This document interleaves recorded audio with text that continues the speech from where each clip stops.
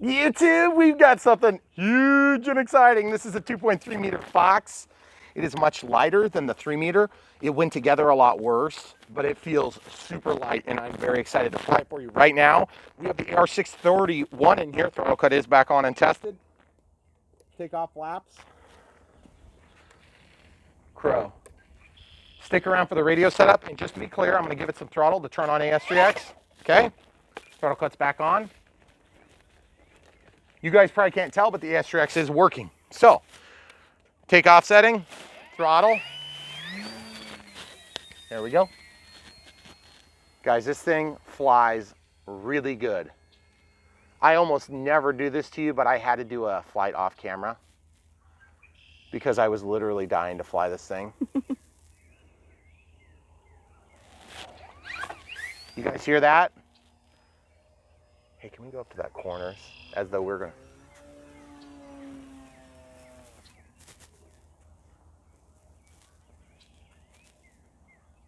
Look how nice it is, guys. It's balanced as all balanced.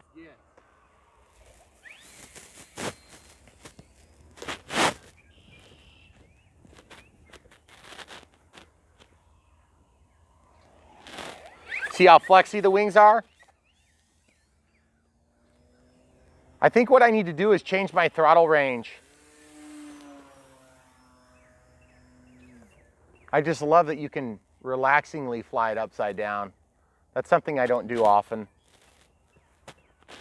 The relaxingly part. It's so light, it's very forgiving in that it's light, but it's also very big and it does roll a little bit slow. It could probably use just a touch of aileron to rudder mix. By the bull, Megan. All the way to the other corner there if you can. To the corner, left. Thank you. Good job.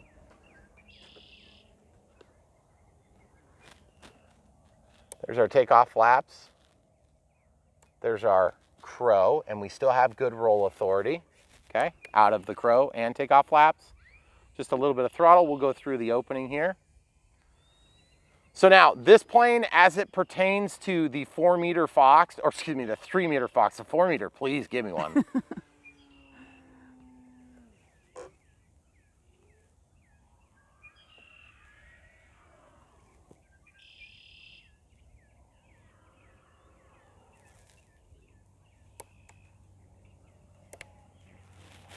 That was 2 loops off of that very short lift session. So let's come up here. This thing would thermal if there were thermals today, okay? The 631, the biggest drawback is no vario. No vario.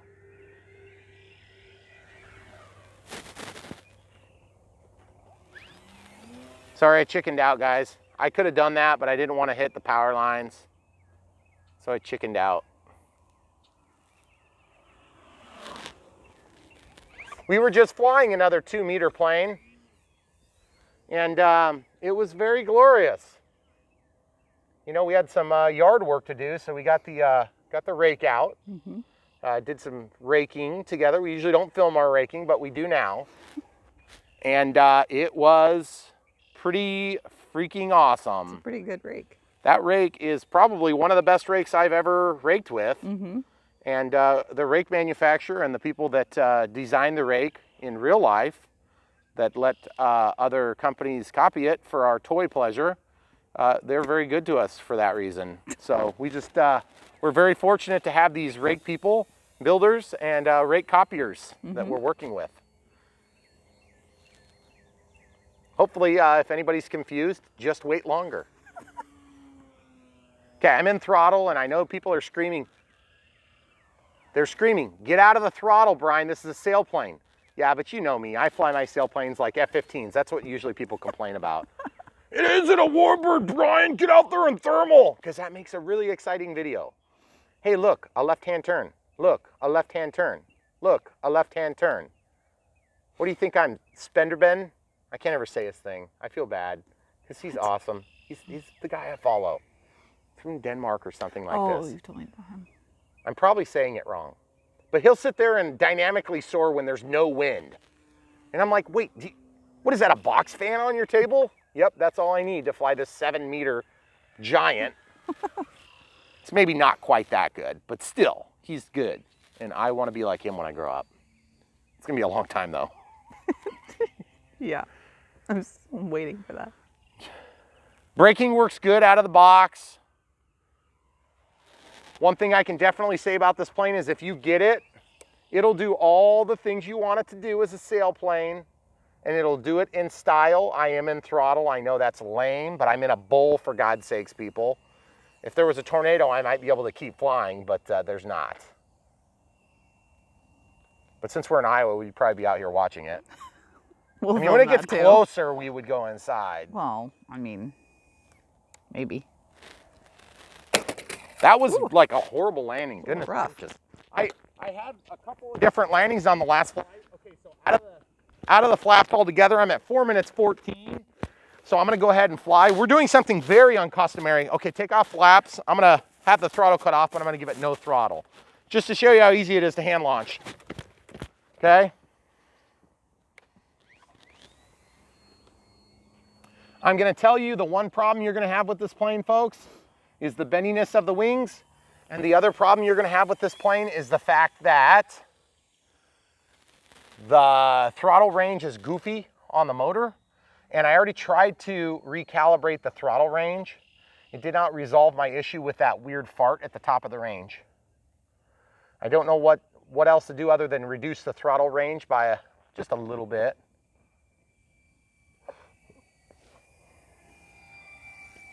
What a beautiful plane. Take off flaps just to get me a little bit extra performance there.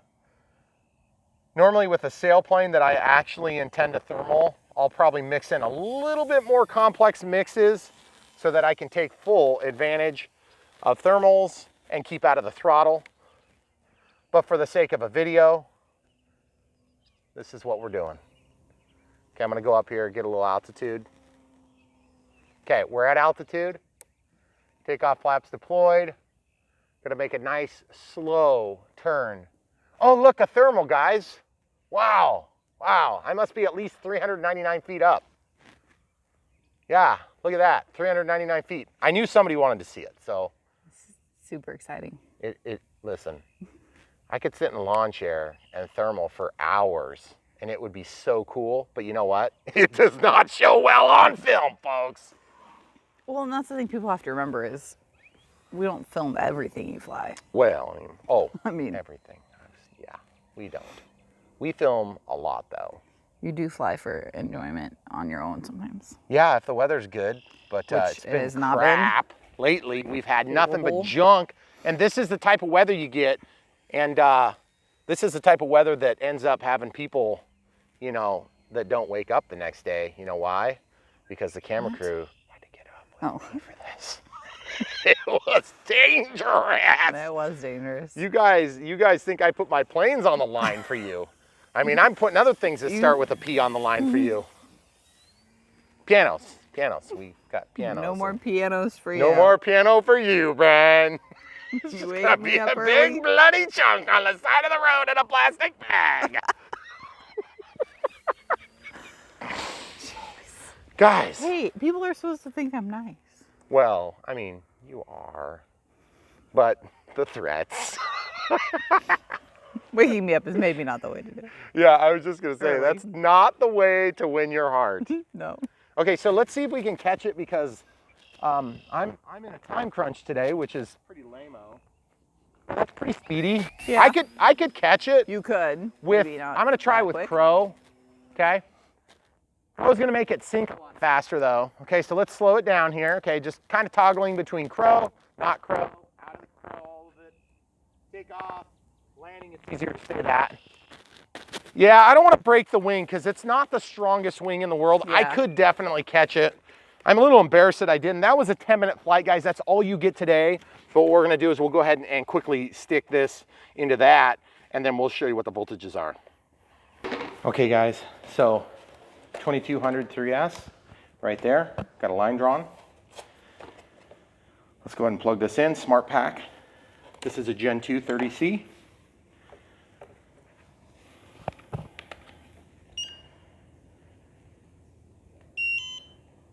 3.8. So about 10 minutes. Now, 10 minutes flying it like a warbird. But if you were trying to slope soar this thing, you could go forever. And by the way, I think it'll do the 1300 it suggested, but you see how far forward we had that? It's gonna fly way more tail heavy. May not be a problem, and we'll definitely get you guys second thoughts on this one. We're gonna try to find a place where we can slope soar this thing because it screams slope soar me.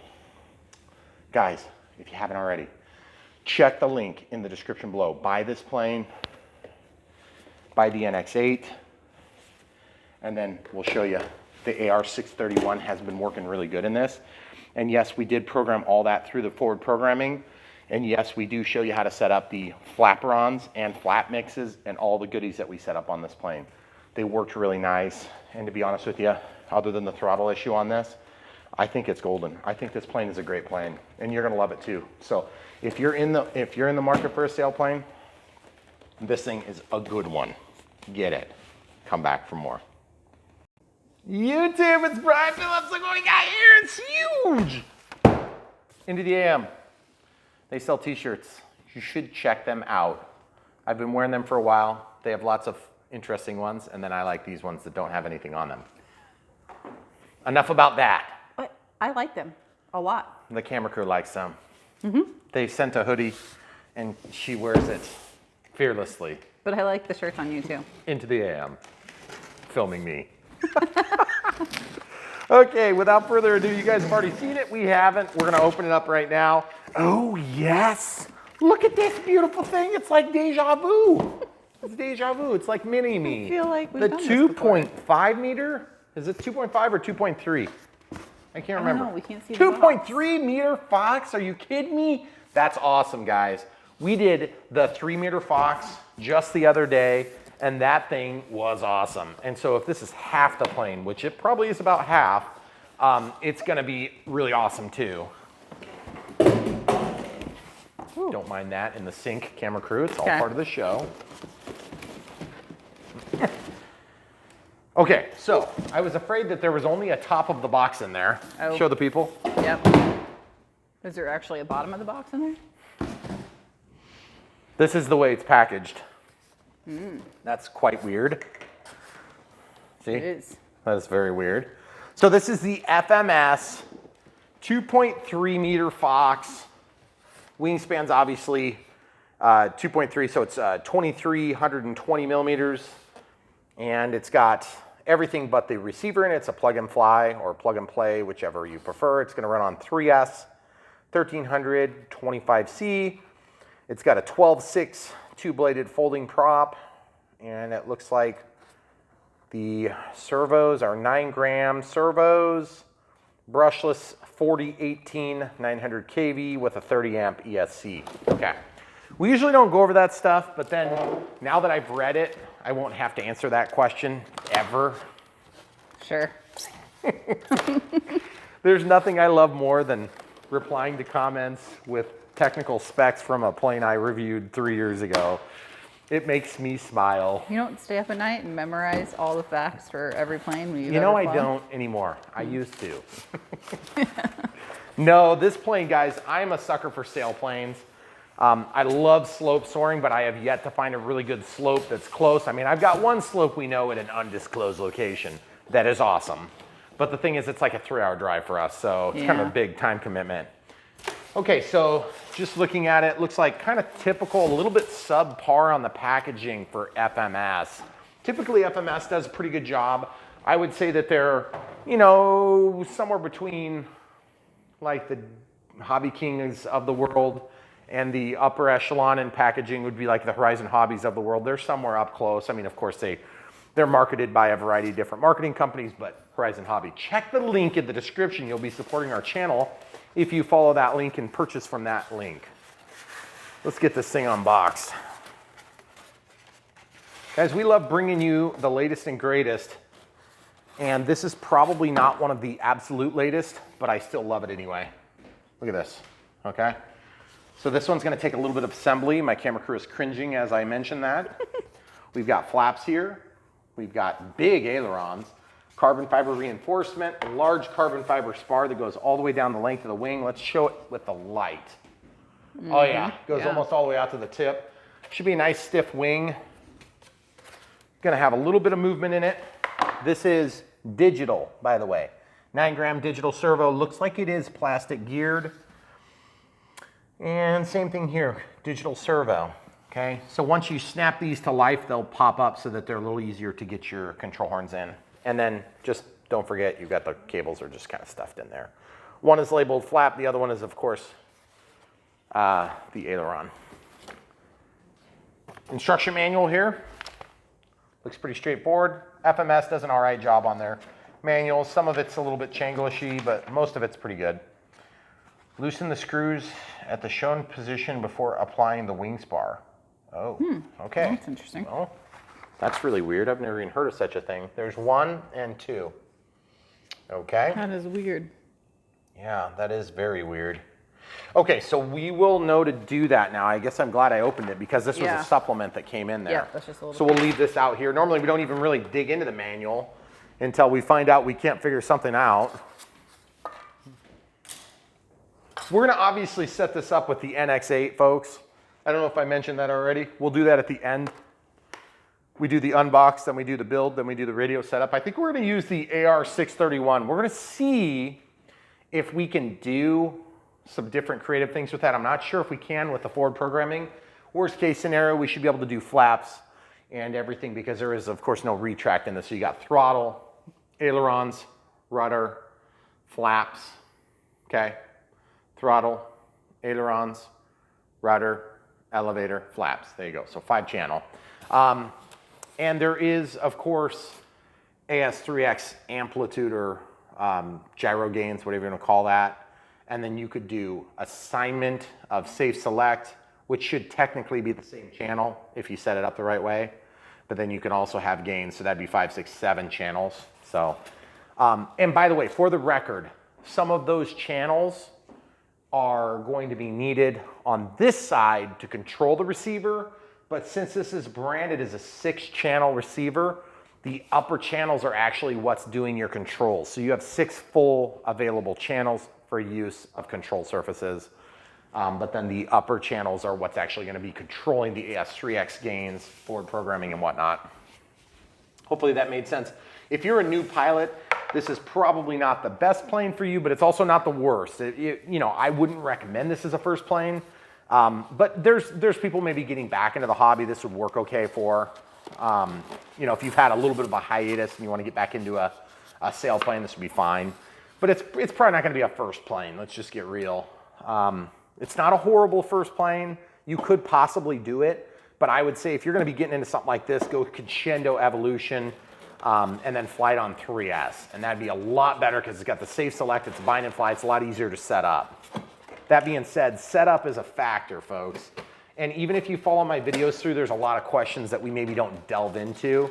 So you're gonna need a little bit of assistance on the way through. That's why we're here. We wanna make sure we help avoid one and done pilots, meaning somebody that buys an RC airplane, as beautiful as it may be, this is a carbon fiber spar. Actually, you know what? That might be fiberglass. Kind of hard to tell. It could be carbon fiber, I'm not sure. So obviously that's gonna go, it's a wing joiner. It's gonna go between those 2 ends. And it looks like we're down to the fuse. Nope, horizontal stabilizer. Pinch hinge there. Good thin carbon fiber here, but tall. And then a square carbon fiber tube here, as you can see. Well, you don't need to really hold it up to the light. But just a pinch hinge, folks. Not a big fan of only pinch hinges, but at the same time, you got a lot of surface area here. And there's only one manufacturer we work with on a regular basis that rhymes with Skrinum, and they tend to crimp the pinch ends a little bit too much, so then you have to reinforce them with tape or something like this. Ooh, the nut sack, bolt sack, and wire sack. There's a lot of stuff in there. You know why? Why? Because we have to put the control arms on. That's too bad. Yeah, yeah. So we got linkages and things like that in there, so that's always good. All right, without further ado. Oh, it's so exciting. Yes, wow, it's light. I like that it's light. This would probably be better. This would probably be better for thermal. I like the pilot, actually. That's pretty cool. Look at the pilot. Oh, yeah. And then I'm gonna turn it around so you can see the instrument cluster. Nice. Cool. I like it. Sometimes the pilots are really hokey looking. Boy, that motor don't have much resistance on it. When you can feel the steps in the magnetic coils, that means you got a really powerful motor. So anyway, exciting. Can't wait to see this thing in the air. How does this thing pop off of here? I'm assuming there may be a release somewhere. I mean, obviously the canopy comes off. I just don't know where or how exactly. Do we need to look at the instruction manual so I don't break it? Well, yeah, don't break it. Could be just a little bit glued on there. I think it's just a little bit glued on there. Let's find out what the manual has to say about that. You want to show the people at home as you're scrolling through, and I'll get this stuff out of here. It does show the whole canopy off, like the whole actual assembly. Right. So I mean, it does I kind come of off. assumed it came off.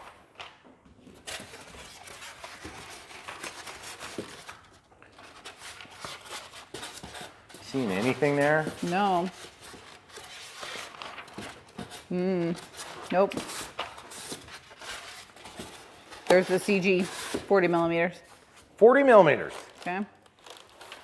We'll Nope. have to use the tool that Danny got us. We will. Thanks, Danny. We haven't mentioned Tom for a long time. Tom that got us the other tools. Our plane stand. Our plane stand and our really high quality hex drivers, which is super nice. Thanks, Tom. Yes. They're in an appropriately shaped flower vase because, you know, I mean, flowers only last so long. Nobody here ever gets flowers, so might as well use it for something. Exactly. I was getting myself in trouble around here. So, okay, so the plane stand also, if you guys are wanting to buy one of these, we occasionally link to them. If you see something you want to buy that we're using and you can't find it, ask me in the comments and I'll try to help you out with a link. But generally speaking, we have all the master links right up at the top of the list. We'll have the link for the plane that we're reviewing, typically the battery and receiver, and the transmitter. So we give you the main big ticket items. If we talk about a rechargeable battery or battery charger, something like that, we'll go ahead and put those up at the top. But then if you keep going down in the description, you will see there's master links for like Horizon Hobby and Big O Hobby and all these different places that we work with, Amazon, for instance. And you could go there and just buy, all the new cars you want for your kids when they turn 16 and, those sort of things. And the furniture to furnish your whole house at the Magic Home. The magichome.com, because those are the easy things you can do when you're buying to help support our channel. Or like if you need, say, like one of these cat trees. Like a cat tree. If you need a cat tree, you can buy those things. Or like if you followed horizonhobby.com and if you wanted to buy a big, huge plane, it's like 2 meters, it's really popular. I mean, you could do that if you wanted to. Like gardening equipment? Gardening equipment. I mean, yeah, if you want to buy, like if you need a rake to rake, you can follow Titan Attachments. Yeah. So anyway, all right, without further ado, guys, so we have a canopy that we need to take off. Are we just going to jump right into this? Are we going to jump right into this? Yeah. We've already got stuff cleaned up. Okay, how does this thing come off? I don't know. Don't break it. It doesn't even say it? No. It comes off. Okay, I think it must up like this. I feel so stupid because sometimes these things are really obvious. But there's no like release. There's no release anywhere. There's typically a release somewhere. Better check my mic. I ran into the couch. Yeah, it's on. For those of you who encourage us to use the lapel mics, I just want to send my eternal gratitude for all the endless amounts of effort. I don't see anything in here about removing the canopy. This is kind of weird.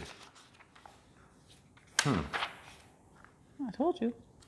Yeah, there's just nothing. There's nothing. There's no pull harder. Where's the pull harder?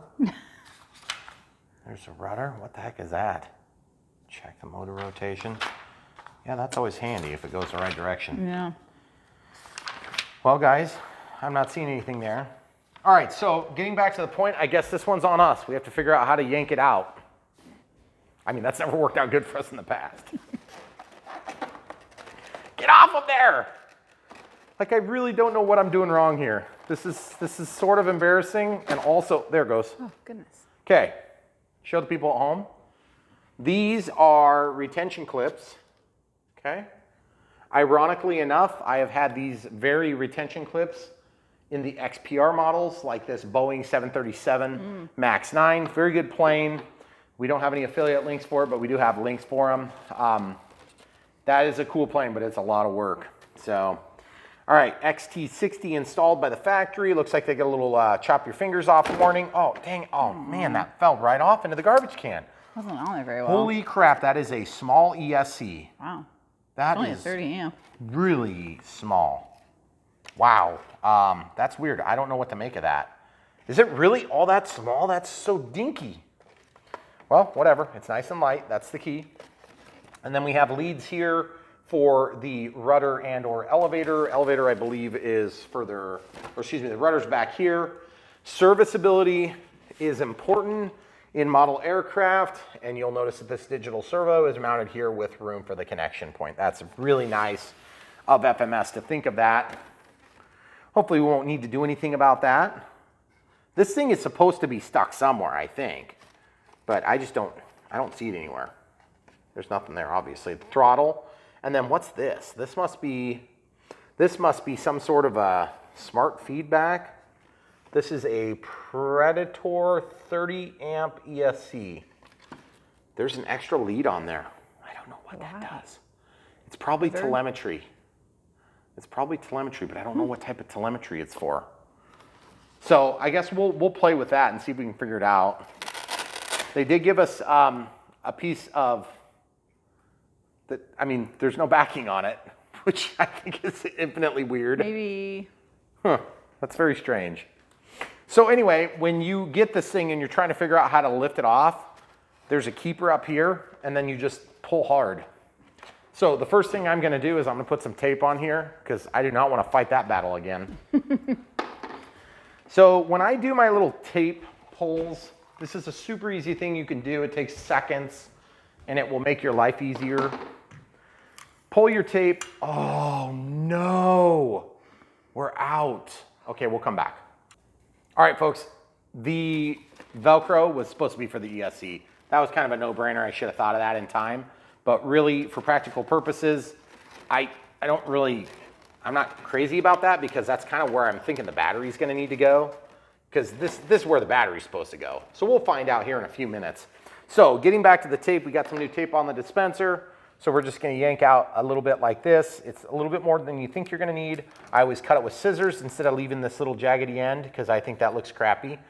And what'll happen is when you go to peel it off of there, it'll rip and go down the length and you'll have trouble getting it off of there and you'll pull paint off and it's just, you know, life comes to an end. It's just horrible.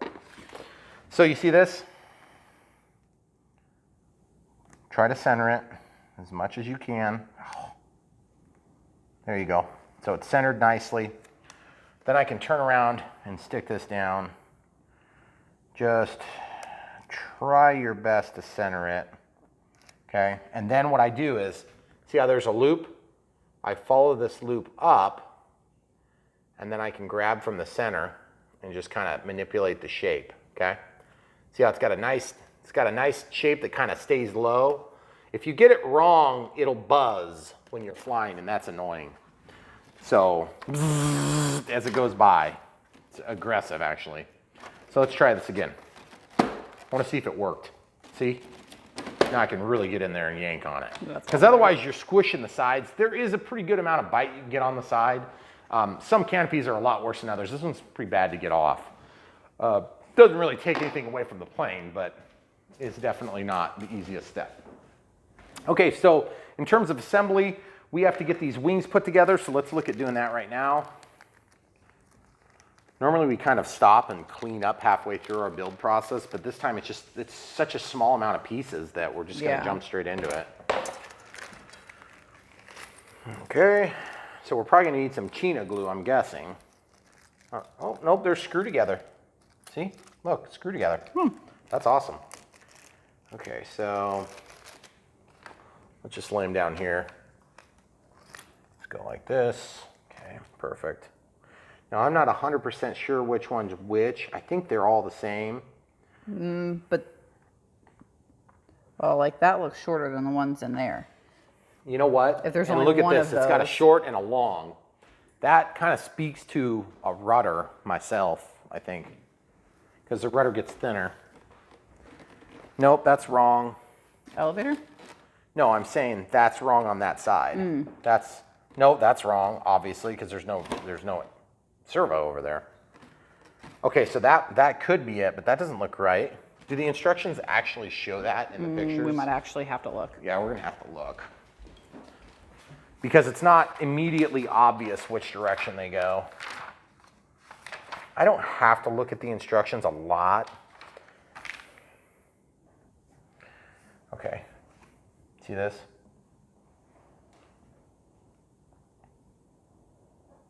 Yeah, it's got this style, okay. They're saying don't do that, but do this. I'm a little, oh yeah, because that'll bind up with the servo. You see how that mechanism, it's gonna eventually bind with the servo? Wait, that looks exactly the same as this. Slide the fuel, oh, if you slide the fuel tubing too far, then it'll actually bind up the linkage. Oh. I don't understand that. That's just really bad But instructions. it doesn't really indicate where tell they you go. which ones. Let's just double check that they don't have answers here. We do have to also loosen those screws. Looks like they're Phillips. Oh, that's the elevators inside. Okay. Do not over tighten the screws, but make sure it's tight enough. Good. Yeah, that's super clear. Okay, well maybe the 3 meters a little easier to put together. Let's just open these and see if they're all the same. How about that? Okay. You want to pull its instructions over here, close them, and we'll use the back. Okay. It's kind of like a white surface. Okay, there's one. Those are obviously different. Yeah, that's different than this. Well, except they're not. They have longer screws. See? Longer screws here. See those? And then these are small. Okay, so let's try this one. Ooh, this one's got 2. So that would kind of speak to the fact that it might be for the ailerons. Guys, this is one of the frustrations, one of the principal frustrations you're going to get when you get into the hobby. If you're a new pilot and you're like, hey, I want to get this plane because maybe it's a little bit cheaper or it's a little bit, you know, like it seems like it's more of a beginner plane. First of all, it's really kind of hard to tell unless somebody tells you that, because when you get into the hobby, you're going to quickly figure these things out.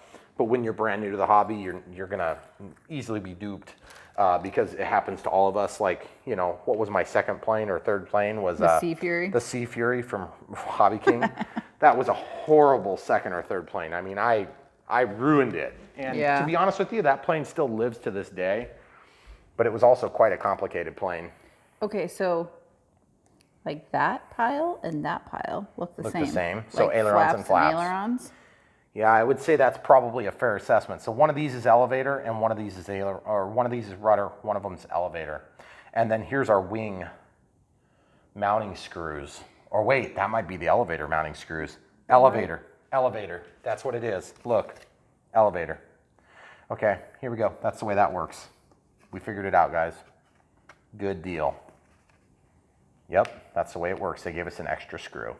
That screw looks too big for the hole. Well, I mean, yeah. I mean, sometimes that's going to happen. It's got to decide. Okay, Phillips.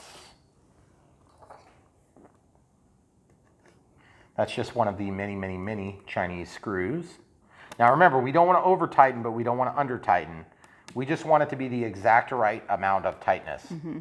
I think I have this in upside down, possibly. Yes. Wait. No. What are you looking at? This is supposed to drop in there. This is supposed to drop through there. Oh, you're right. I had it upside down. That's why it's not meshing up nicely. Okay. This goes the other way, folks. My apologies. It goes like this. It straddles that point there, okay? Then this comes in from the top. Man, this one's kind of a picky one. You would think they'd have a little bit better instructions on some of these steps, but you know what? So far, I'm really happy with the lightness. Yeah. Because a light plane generally flies a little better, especially as a sailplane. But it's interesting because if you get a hotliner, those suckers are heavy. They're like doubly as heavy as, you know, your conventional bind and fly planes in terms of wing loading and everything. See what I did? I'm having a dynamo moment here. Well, I kind of forced the issue and got it to the outside of the hole here. I know you're trying to keep the camera on it, but I gotta lift it up so I can get that to fall straight. There you go. Oh yeah, that's good. Remember, don't over tighten it, but don't under tighten it either. Just make it perfect. Just perfect. Do it just perfect, even though you don't know what perfect is. And have no directions. Okay, so this is a hex drive. Looks like probably 2 millimeters. Oh yeah, buddy, got lucky on the first try. So we're gonna go with the 2 millimeters, and then this thing has to hook in. I don't know if we're gonna be burning any bridges by doing this first. To me, it doesn't really matter. They're all gonna be equally, you know, kind of a pain in the butt to do. And once you have the rudder attached, you're gonna have a hard time doing this step. So let's definitely do this now. Where does the control rod for that come from? Just, that's what I was gonna do right now. Oh, okay. See the control rod? That's what I'm saying. This will work better now because you can kind of move this. Again, this is another pinch hinge, but this is reinforced with tape or glue or something because I can see shininess in there. So this, you have to kind of put it in weird like this and then twist it on. Okay, so this is gonna be real hard to film, folks. I apologize. It's just kind of the nature of the beast. You see that? Oh, yes. Oh, geez, this is gonna be a pain. I'm not looking forward to this step, folks. Okay, so once I get that through and then twist it down like this, then it's gonna wanna go like this, and I gotta, okay, so I gotta start this way.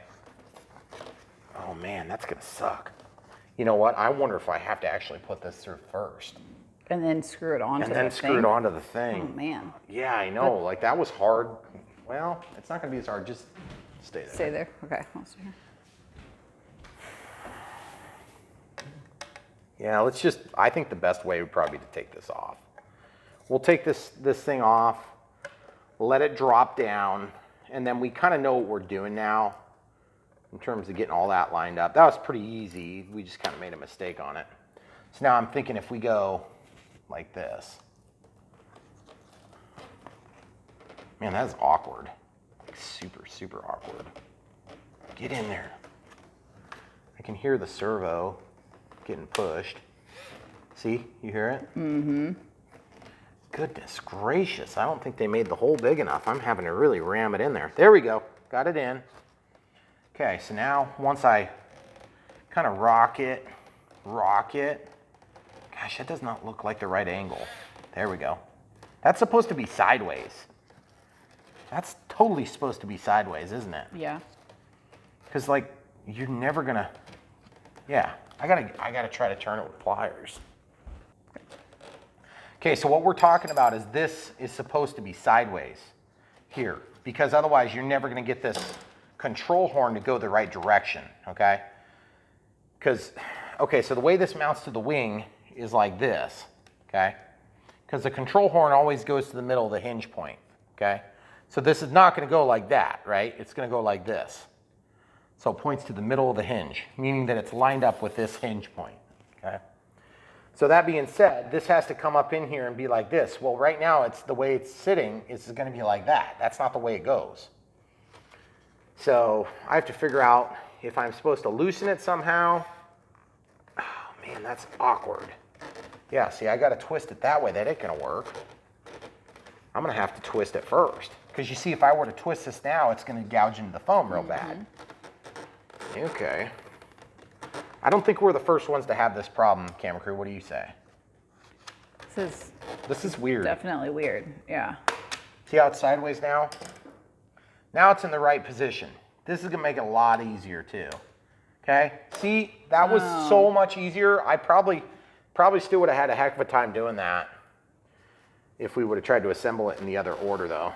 Definitely do the rudder, or do the elevator first. There's no way you could do that with the rudder tied up as well. Okay, so now that we've got that drop down, by the way, Tom, plane stand's working great. Thank you for sending that a long time ago. It was kind of a back saver. And to be honest, it's still hard on your back when you do these things. So if you guys have back issues and you're doing these planes, the best thing you can do is get yourself a nice plane stand. They're very inexpensive, you know. You're talking, you can buy most of these tools for the price of one model, and then you can make your life a lot easier the whole time you're doing every model. I'm having a hard time getting this to bite because everything is moving out of the way as I try to do it. Okay, I got that one started. That was the key. Now I can go ahead and hold stuff. I think, maybe. See, that's not biting. Come on now. There we go. Come on. Are you too good for your home? I'm misaligned. That's what's going on. I gotta get that over a little bit. Oh, this is really, really uncomfortable, awkward. Okay. I need to take a break from that because it's starting to make me upset and want to throw things. So I'm gonna go to this. Oh, that goes in from the bottom. I see.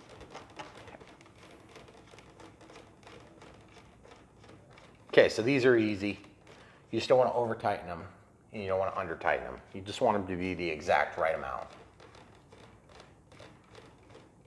Man, there's a lot of threads on those things. Feels like I've got it though. It's not like I'm missing the hole or something. Man, that is long. That's what she said. I don't know what the deal is. I can't tell for certain if I'm getting it to lock.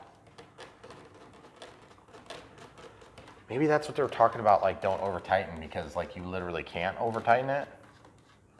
I don't know. Does it feel like it's biting though at all? It feels like it's biting, yeah. That's a really long screw for a relatively small plane, yeah. It's kind of weird. Oh, you know what?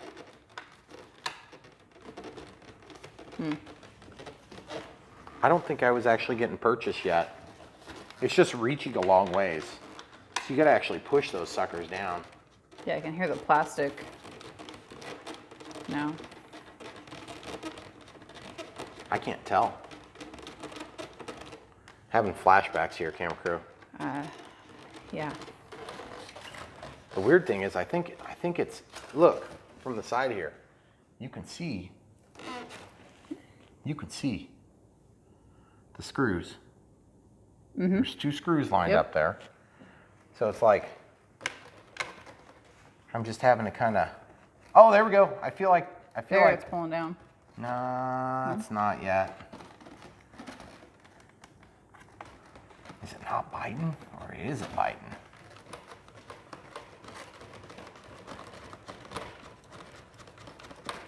See, and I would normally say just go ahead and grab like a drill, but this is kind of a strange size, 2 millimeters at least here where we are. Some of you guys overseas, that's not weird at all, but okay, so you see that, my misalignment? You see where the screw is there, camera crew? It's right there, so I just gotta pop that out. It's gonna wanna fall like right in this thing. Hey, look at that. Nope. Look at that. Got it. It's a miracle.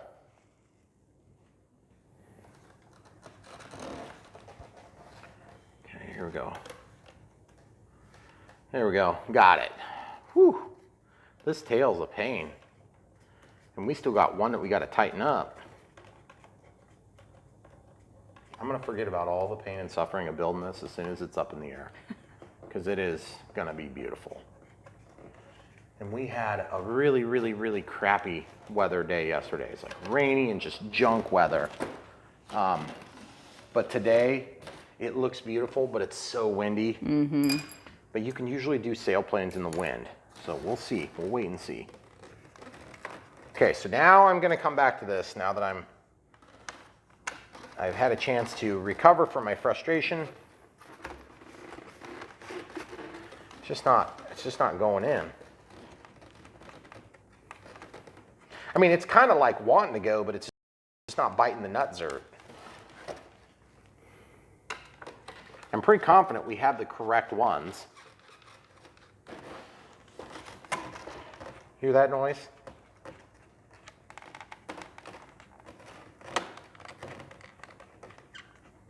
Oh, I felt the nut zert move that time. I think we'll pause and just fight this and come right back when we get it. Okay, so I figured out what I was doing wrong. I did not have this whole wing seated forward all the way. I was about a 1/4 inch back. As soon as I pushed that into place, Watch this. This is the, I haven't started this one, and it goes immediately, okay? I just didn't have it lined up all the way. It was pulled out just a hair, and I didn't realize it at the time, and that's why I wasn't getting purchase. It's like this back one is going right now, I can tell. And now, you see why you don't want to over tighten it? Because what's going to happen is if you over tighten it, it's going to protrude through and bind the rudder. Look at that. You see this? As I get close to the top, that's all the more you want there, okay? Boy, some of those things, oh, it doesn't make me feel better because I was like, please, no, not another wing issue like that. But you have to have it out to get the control horn and stuff on. Oh yeah, yeah. I So- mean, it's just, it's not an easy step actually, to be honest with you. Okay, this one's going too. It's definitely biting now. I can feel it getting really tight. You want to give him a shot from the top? Ooh, I pulled that nutzert down. Do you see what just happened? Look, the nutzert pulled down. Oh, I see it now, yeah. I don't know what that means for my plane's stability. I mean, it's definitely aligned still. I'm just not sure if I'm gonna have to tape that or if that'll stay in position properly. Can the people at home kind of tell what happened? See how this nutsert's flush here? This nutsert's down, okay? So I'm gonna try something real quick here. Okay, so that's going in. Now it's coming out. I'm gonna actually try to force that back up. So it just basically comes back up into the wing. I think I'm gonna have some trouble doing it too. Oops, going the wrong way. See, I'm backing off. I'm backing it off. Now I'm gonna try to align it with the wing surface. Oh man, that's not a cool problem. Well, I guess in that case, I'm just gonna tighten it down and let it bite. I don't know if I over tightened, but I think we're okay. I think we're okay. It's holding the wing on, see? I'm pushing a pretty fair amount and it's not popping up. I think we're okay. All right, that's a little bit disconcerting, but we're good. All right, now the rudder. There was 4 for the wings, let's say, and there was 1 left for the rudder. Okay, so this is an extra, and this was an extra screw that came in that last package. So this one's gonna be for the rudder, almost certainly. Because then there's a total of 4 that are all the same for the wing surfaces. All right, so I'm gonna pull that forward. So this one obviously goes here. Man, that just looks weird that the ball joint's going down. To me, it seems like that should be going upward. Let's lay down this hardware here and just leave it. And let's just see how this looks, okay? Because that ball joint's gonna wanna hit here, okay? No matter what we do. So I guess that's, you know, it's probably about right. See where it's gonna hit? It's gonna be about right. And we don't have those other clicker things that they showed in the picture, in the manual. We just don't even have that style. This is a simpler style. Oh. So I don't know if they upgraded or what, but we do have to get this in. And you see how it's got the countersink holes? Those countersunk holes are so that the screws can go in and be flush, okay? So not to beat up the model for what we just missed, but on that tail, that was not maybe the easiest process. We want to be fair to the manufacturers when we make a mistake, but that was not super easy to do.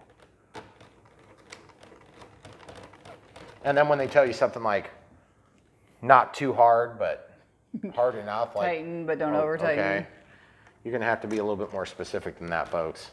Well, and some of these assemblies are really similar, so when you get something that's weird. it's weird. Yeah, it's kind of like, what do we do there? Yeah. It's like we've only done this 15 other ways that it's almost exactly the same. Okay, that side's tight. Yeah, the weird thing is I feel like I'm bottoming out, almost like I need to use that last short screw from the other one. I must say this thing is making a lot of noise today. Okay, yeah, I'm having to really torque on these things to get them in there. I can't imagine that not working though. But look at the play. See the play? I don't like that at all. You know what I'm gonna do? I'm gonna take this screw out right now, and I'm gonna go exchange it for that short extra screw that came in the other one, okay? Okay. So you see this, folks? That's the screw that came out of this one, okay? You can stay there. Okay. It's half as long. I'll bring them both. So this is the extra that came from the elevator. We're going to try using that. Hopefully that still bites because the threading is finer. That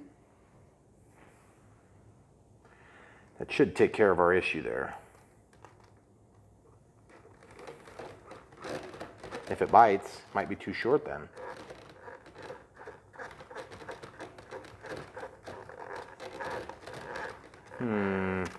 Nope, it's not enough. It's just not quite enough to reach what needs to be reached. It's okay, I got it. Mm-hmm. Okay, so we got to go back to the longer screw. You know what I'm going to do? Watch this, guys. I'm going to hold the end, clip it off, and if I clipped it too short, then we're going to find out in about 30 seconds here. And sometimes those threads get so screwed up, you got to go down and use a grinder to clean up the tip. Oh yeah, we're biting already. Good. That should be perfect. Oh yeah, buddy, that worked. Worked wonders. Okay, so now look. There's no play now. Yeah. Okay. It's way better. So that was a pretty easy solution too. Okay, I'm happy with that. Now this servo looks to be centered, but who knows? I have no clue. It probably is. But I don't want to put ball joints on and off because it's a real pain in the neck.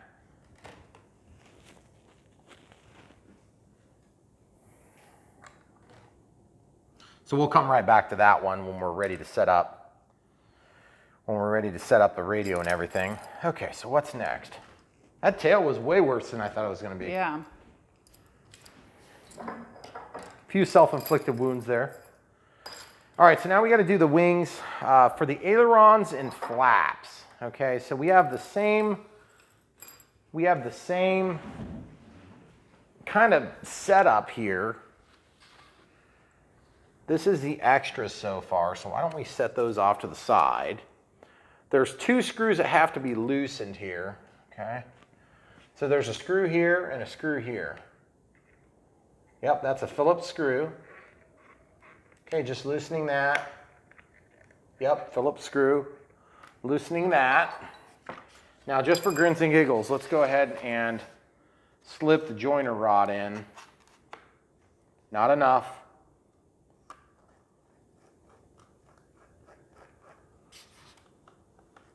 Okay, not enough still. Not enough. Yeah, you can see the screw in there is definitely a Phillips screw. Okay. Oh man, I can't get that sucker to go in there to save my life. Maybe this whole thing comes out. Or is it reverse threaded? That's tightening. It says loosen the screws as shown. Okay, that's all the way loosened to the point where it's popping out of its housing. See, it's out. Mm-hmm. If it don't go now, it ain't gonna go. There it goes. Okay, I think it was a wise decision to do that before we joined the wings up. Yeah. Because that would have been a pain once it's, you know, stuck through a wing. We're gonna do the same thing here too. We're gonna come in here. Now that that's in, we'll just leave this side in. Now we can just torque those back down. So when it says loosen, it means like all the way. Yeah, I mean, Not well, slightly. no, you could probably loosen it. You just kind of got to ram it in. You got to just stick it until it's done. Can't be taking time off in the middle. So, all right, while we're at it, oh man, I'm a little bit tempted to. I got to think on this for a second. If we're gonna do crow, then that means we need flaperons and flaps, okay? So crow would be where the ailerons act as spoilerons, while the inboard flaps act as inboard flaps. So these will continue to manipulate like ailerons, but they also go up together. And that's called crow, where the flaps are down and these are out, okay? So you spoil the lift on the wings and you increase drag all the way down the length of your wing, but then you lower the stall speed with the inboard portion. Also, any throttle that you apply is gonna put wash over the wings and it's gonna kind of basically give you more lift. Okay, so you spoil lift and you increase lift, but really you're just making a net drag. So it's a lot like that FMS plane we did the other day, which would have been the Rafale. And that crow was mixed in. You didn't need to set that up. But I think on this one, we might try that depending on how this receiver installation goes. Because that'd be pretty cool if we could do crow. If we end up doing that, the flaps are still going to be tied together. So we can go ahead and hook that wire in there. Okay. So orange goes to orange. So it says flap. Okay. Orange to orange. Oh man, that's not very much retention at all, is it? See this?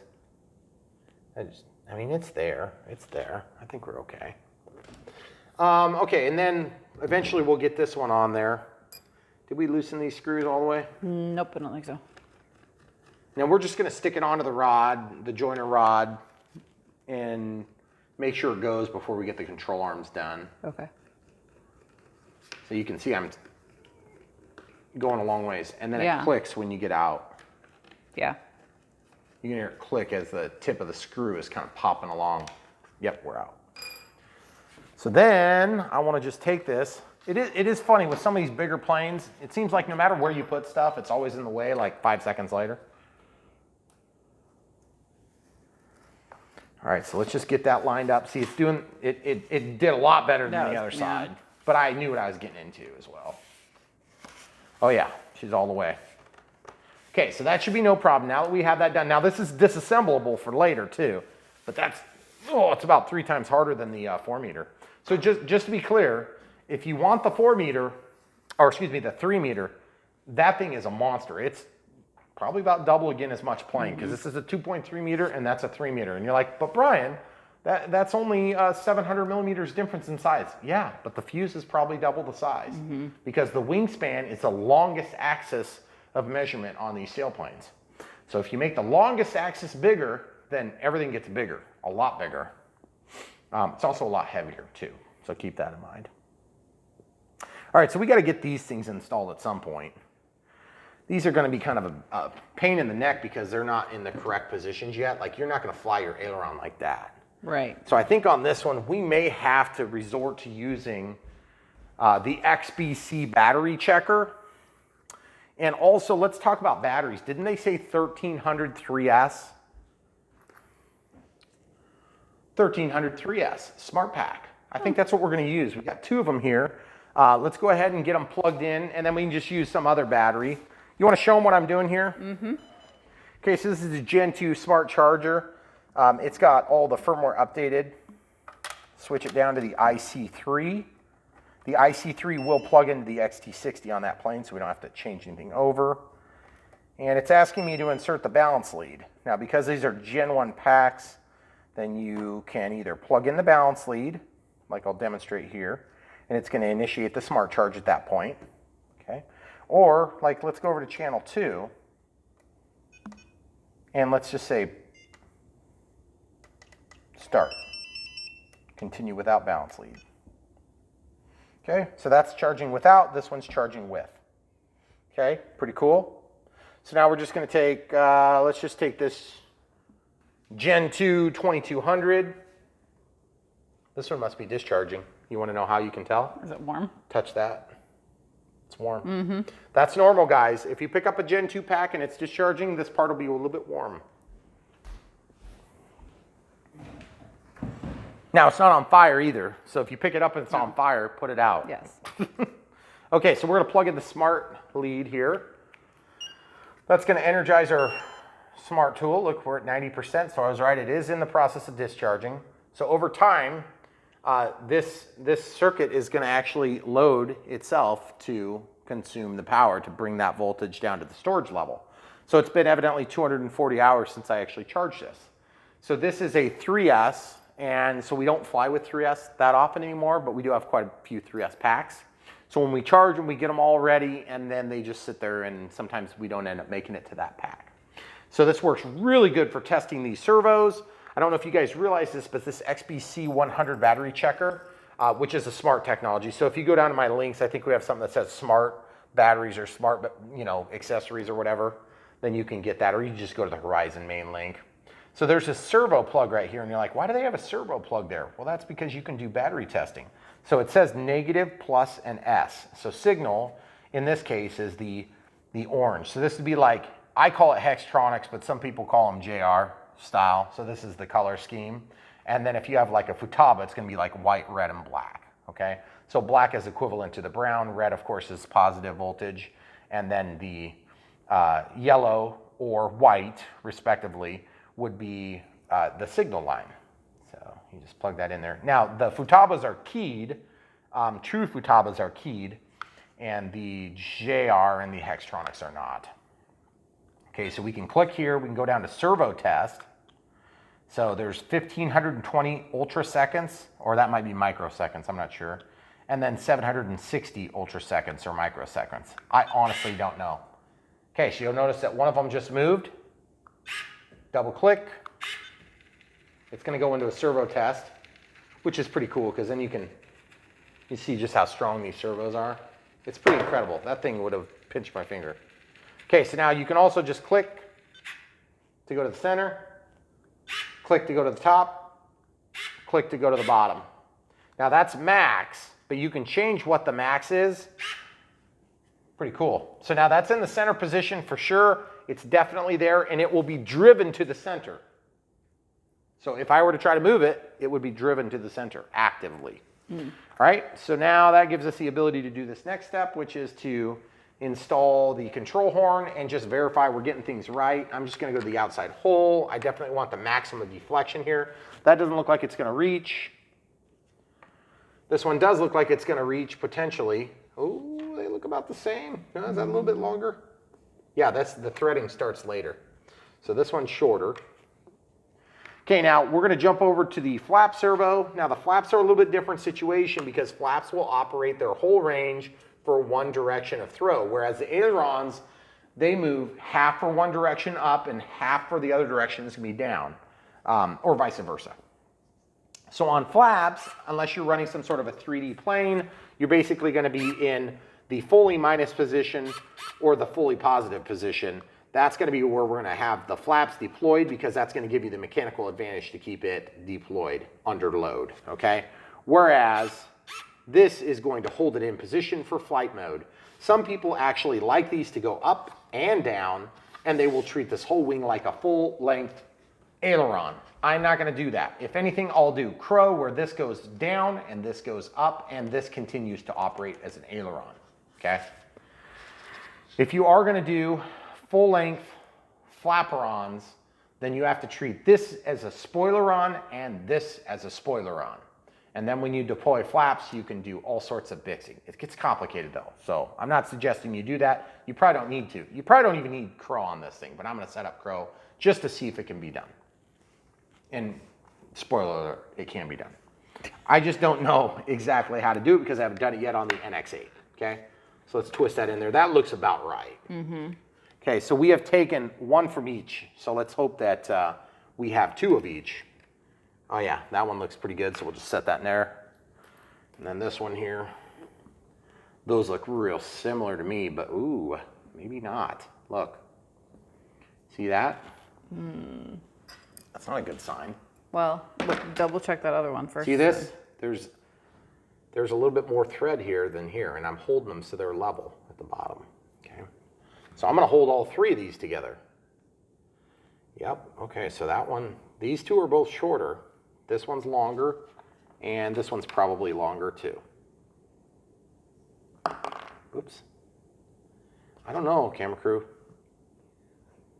It looks like this one just is longer than the other three. Than the other three. So this one is more like this one here. So I guess at this point, I'm gonna be they're forcing my hand. You'll notice this relief here, that's really nice that they did that, because that's where your controls are gonna get all bound up on themselves if that relief wasn't cut. I almost always have to cut those on the cheap Chinese planes. And you're like, but Brian, aren't all planes cheap Chinese planes? No, not necessarily. Okay, so the flaps, that's full deployment, that's full retraction. We wanna have it in the retraction setting, okay? So, because really that's where you need it to be. I don't know which direction this is supposed to go just quite yet, but I do want the maximum deployment. So it looks like that's gonna be okay. And then this one's the same, that one's actually longer, so I think I'm just gonna defer to that one there.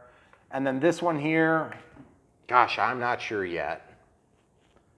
One of the servos might actually be closer. Nope, they're all at the same position. You see how the servo body, this is favoring to that side versus this side. And the servo body is favoring that way versus this way. And the servo is favoring this way instead of that way. And the servo is favoring this way instead of that way. Anybody who's ever done a flap modification to a plane quickly figures out that that makes a difference, because your servos will not run the same direction. Because look at this servo. The top is going this direction, okay? Which would be toward the right wing. Okay, this is the right wing, it's upside down. So it's going toward the right. And then this one's going to the right and this one's going to the left. You see? So that's because these ones are all standard operating servos as opposed to reverse, or they're all reverse. The funny thing is about with a digital servo is there is typically a way to program the direction of travel.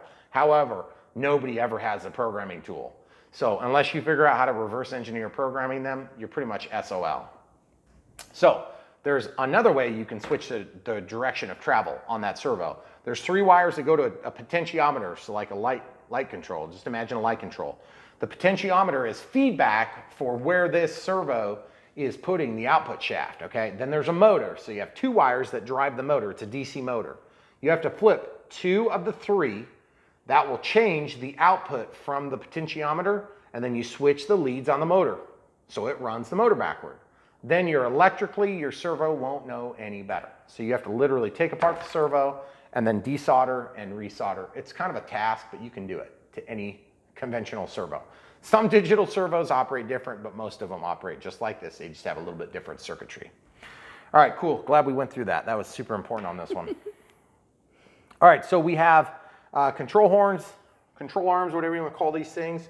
Looks like there's one that's going one way and one that's going the other, and then one that's going one way, and it looks like one that's going... Okay, so we have one... Oh boy, how are we going to do this? I just want to make sure they're all the same, if they're the same. Let's point them all the same direction. Okay, one that goes up, and one that goes up, and one that goes up, and one that goes down. Okay, that's because one is pointed to the right. Oh, well, this is the left wing. So one's pointed to the left, one's pointed to the right, right, and right. Okay? So the outlier is this guy. Okay. Yep. I don't know if you guys followed what I was doing there.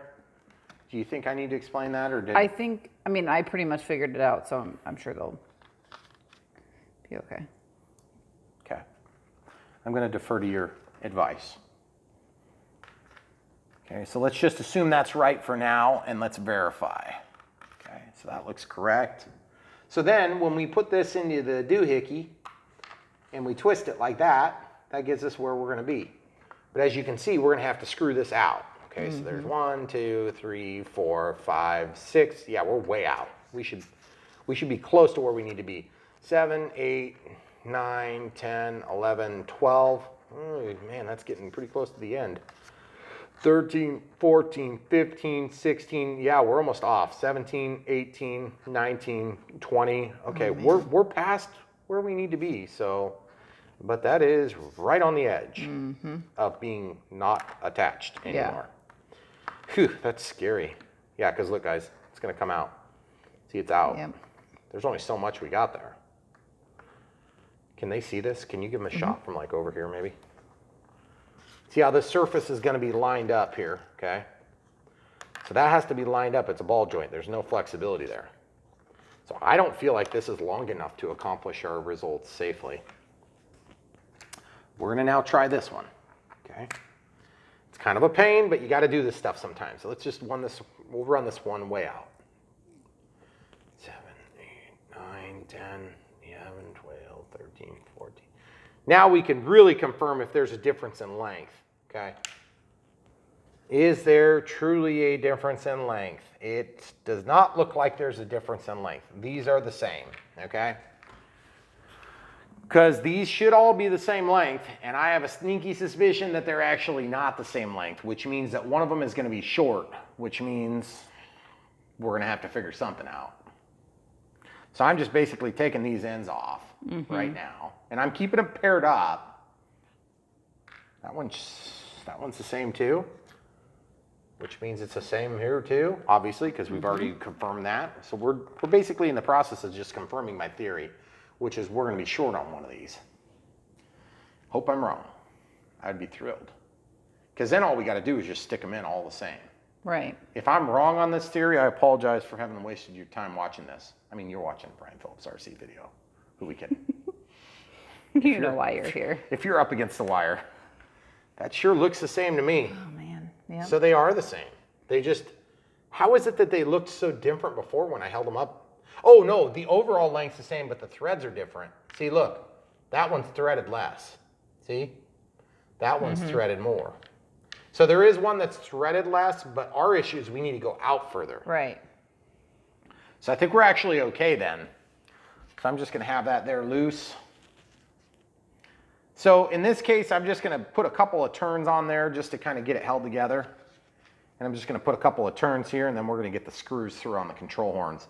Once we're all said and done, maybe we just need to suck that in so that it pulls down a little bit closer like this. So that might accomplish our same goal. We still have our XPC battery checker hooked up, just in case you're wondering. Okay, so that fits there. And if this fits here, then we should be good.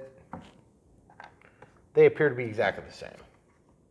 Some of these things that I'm checking might be second nature to you. You might be doing this a lot longer than I have. And then some of you guys are brand new and you're just kind of looking to us for some guidance. First of all, a plug and fly plane is typically not a great idea for a new RC pilot. If you're coming back to it, totally fine. But just keep in mind, there are bind and fly planes which are going to get you in the air, get you flying, give you a reason to care, okay? And so our recommendation, it is and will probably always be, get a good quality bind and fly plane and start learning with that. Figure out how much you love doing it before you go through the trouble of doing a build like this, because this is really not maybe the easiest thing. It's also not super hard. No. It's not like you're building a balsa-built stick-built plane like we had to do 20 years ago, where you'd spend 3 months building it and then crash. Which, by the way, that's what a big part of what we're trying to avoid on this channel is one-and-done RC pilots. That means you go get a pilot, you go get a plane, and then you buy the wrong plane, you crash it immediately, you spend a lot of money, and then you're frustrated and you're just like, screw it, I'm out of this. You know, I'm done. I'm gonna go golf or something, because golfing is cheaper. which is funny because everybody that knows golf is really expensive. But then again, so is this hobby if you do it wrong, like I do. Okay, here we go. Oh yeah. So that's one of the things we're trying to avoid, is just trying to help people to have that first success so they can really build on it. And make no mistake, it's like anything else you do in life, especially with technology, is that it is a cumulative thing. You don't just like wake up one day and like you're an expert. And I don't claim to be one, that's for sure. But you see this? I have spent a lot of time and invested a lot of my wife's time and family's time on getting more expert every day, but I don't claim to be an expert. So, all right, you see this? You're like, well, why should we listen to you then, Brian?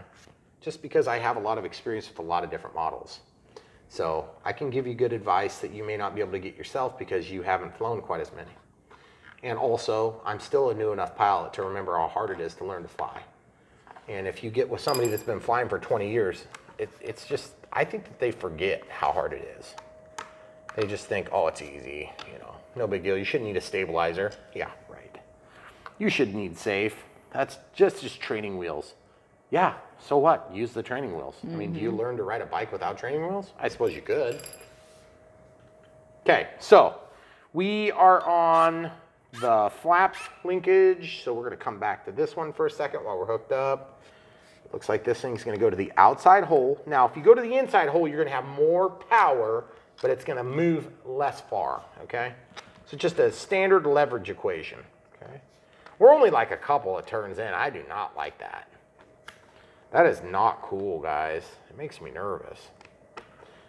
I'm just looking right here, and I'm looking right here, okay? So I've got that held where it's gonna be, and this is pretty darn close to level. This one's up a little bit, so this technically needs to come out another half a turn, okay? I just do not like that, but that's where it needs to be. Well, it is what it is. If it breaks, we're gonna break it for you on Brian Phillips RC here on YouTube. By the way, guys, if you are fond of what we're doing here and you're like, you know what, Brian, I'm so glad that you took the time to teach me. I'm new to this and I just don't know my way around, and you're really helping me get up to speed. We appreciate you too. You watching our videos is helping just about as much as we're helping you. So don't feel like it's not without, we're getting stuff out of it too. But the big thing is, if you want to help support us, here's how you can do it. Look at the links below. Okay, I need to think about this for a sec. That's going up. We don't want that up at all. We want, at this position, we want that thing to be level. Okay, yep, that's right. Son of a gun, do you see what I did? Here's the trick of the day, guys. Get your screwdriver, run it in at an angle, and then you can undo the screw here instead of trying to undo this, okay? Do you understand why that's a value here, camera crew? Yeah, because you have to take the ball joint thing off. Yeah. But then you have to take the little arm off the servo. It's all right. It's easier. See, it's backed off. You want to give them a shot so they can actually see what's going on here. See this? See, there's the head of the screw backing off all the way. So now that it's backed off, you see I made that hole there so I can get in at it. It's serviceable, okay? Then I'm going to take my pliers and I'm just going to walk sideways with it. Boop. And then the reason I'm taking this out is twofold. One, I need to be able to do that, and then I can spin this, okay? Because otherwise you're gonna have a heck of a time getting that ball joint undone. You saw how much pressure it was to put it on there. So I'm just gonna screw it in a bunch. Well, that makes me feel better. At least I can run that in further. So I have a better purchase on the threads. What does that say? The maximum file size has been reached. Oh. Again. You're welcome, YouTube. So anyway, if you guys are new to the channel and you're thinking, hey, I really appreciate what you're doing, Brian, just leave a comment for me. And then also, if the best thing you can do to support us is to like, subscribe, and then buy stuff from the links. You will be helping to support us financially, and you will be helping to support the channel in terms of helping the YouTube algorithm to make recommendations for us. That's how you can really help. And that's not just us being nice. I mean, we don't have a Patreon account. We don't like the concept of the Patreons at this point. Maybe some point we'll get into that. But for now, what we're looking at is we just want to try to bring as much exposure and then try to help you guys make good spending decisions with your RC dollars. Oh, wow, that's maxed out. Did you see that? So we're going to overthrow it. I got to think about this for a sec. Okay, so basically I'm going to overdrive the servo to death if I do what I'm doing now. I can always turn down my servo setup. So I'm going to actually split the difference just because I feel like I'm going to overdrive that servo. Okay, so you see how this says min? Then there's 0, then there's max. So max should be all the way up to where it's basically bound, okay? And wherever that is on the controls, that's where it would need to go. Now, the other thing is if we have extra throw that's not being used, you can go in a couple of holes and you'll have even more power, more leverage, okay? Come on now. I'm just trying to get it to where the teeth align. I don't know if you guys can see the teeth there, but there are teeth on that sprocket there, that output shaft rather. Come on now. You know you want to go in there. I'm sorry, you're gonna have to give me a little room so I can move my head. Sorry, camera crew. All right, here we go. See, it's all the way level and beyond, and then up. Well, I guess we can go up and down then. There's not a whole lot I can do about it because that's as far down as we can go. We literally can't get it to go any further. All right, well, that's fine. We'll know for the next side. Now, to get this screw back in, this is where you got to be careful because you see how the screws turn sideways?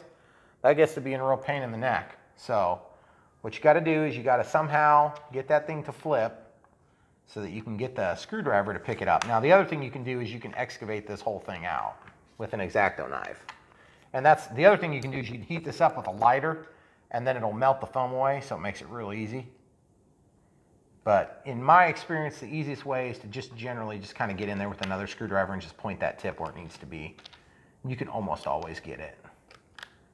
And sometimes you can't. And if you can't get it, then the other thing is you can just knock it out like that. Once you get the screw, hold it by the tip, get your screwdriver in there so that it's got really good purchase, and now you get to lift the wing here so it doesn't fall off the tip.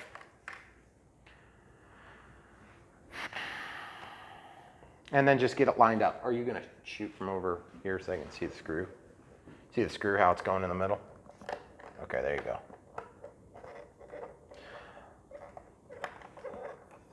The other thing you can do is you can undo the screw on this and it'll walk out as well. But I've always found that once you release these screws, they have a harder time going in and making good purchase.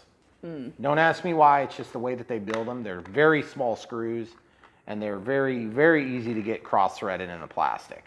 Okay, so that's in there now. All right. Just got one piece of foam in there that's interfering with it, so I got it out of there. All right, so now the aileron, so we'll just switch wires here with the battery tester. Now, if you don't have one of these XPC 100s, it's one of the best values in the hobby right now, as far as I'm concerned. So definitely get one. It's very good, especially if you're into smart technology here for smart batteries and that sort of thing. Okay, so we know that's all the way up. That's middle or neutral. So now we have to make our final decision on placement. I can center this by hand or I can walk it there electrically. It's going to end up being high when we first fire things up, okay? So on this one, I need to bring it in a little bit. Now, why do I know that I need to bring it in? Because these aren't level, okay? So I'm going to go in just a couple of turns. There's 1/2, there's 1. Okay, I need another 1/2, another 1 turn. So that's 2 turns from where we had been. Now we have a flush here, and we have a flush here as well. It's just kind of not flush all the way down. Let's go a little bit more. There's 1 more turn. Let's see what we look like now. See, now we're quite a bit too high. Okay, so we do want to go back. So there's 1/2 and there's 1. Okay, so we're good there. We're good there. It's good. It's not perfect, but it's good. Okay. So then we can do trim with our, electronics later too. Okay, so once you get that snapped all the way on there, now let's retest. Okay, so we're binding somewhere. Yep, so we should be good. I'm gonna go into the sweep. See how there's play on that? See, it pulls the lever. Mm-hmm. See, that's the center now. So in order to get this tighter, the only way we're going to be able to do that, see, we've already split the plastic here. The only way we're going to be able to do that is, I'm not sure, because this carbon fiber rod has popped up. That's why it doesn't like biting. See, I think it's just the way it's going to be. I don't think there's anything we can do about it. You could maybe glue the surface if you were concerned deeply, which I'm not really. All right, so that's good. So we're done with this wing. That was kind of a lot of work, but if you do the work now, you're going to have a better functioning plane, and you'll thank yourself later for doing it, okay? If you try to skip that step, you're going to do all the same steps. You're just going to do it when it's way more uncomfortable and you're at the flying field or whatever. It's not going to be as easy. Okay, so the next step is to repeat that same exact thing on this wing. And normally I would show it just in case we run into some problem, but to be perfectly honest, it's exactly the same. So we'll just go ahead and do it and then come right back. Okay, so we have the other wing mostly assembled except for one step, and I just want to show you the last step. So that's to hook up both of these flaps simultaneously. Now the ailerons are going to be independently controlled. They're going to have their own channels, okay? But the flaps are going to be tied together with a Y cable. Now you can also set up your ailerons with a Y cable and you'll be perfectly fine. Then they would be attached together and you can center them so that the center is the center no matter what. If they're independently controlled, then you can trim left and the right without impacting the other one, okay? But generally you don't want to do electronic trim. You want to do mechanical trim and then just do electronic to get a little bit out in flight, okay? If you have a lot of trim, it'll screw up AS3X or safe if you're using safe. So eventually, you can have some trim, you can have quite a bit of trim, but eventually it's going to see it as a stick position. Okay, so like holding the stick over like this, you get priority over the AS3X, the stabilization, the artificial 3-axis stabilization, okay?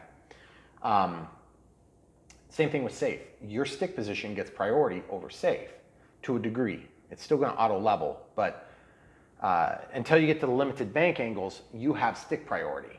So it listens to you before it listens to the controller. Okay, so if you put a bunch of trim in there, it's going to think you're holding the stick over. All right, now come back to this. We've got a little bit of a gap. This one's going downward, or in this case, it's actually acting as a spoiler. This one's acting as a flap, okay, so that's not good. We want them to be even, okay? So this is where we need to match this side and that side.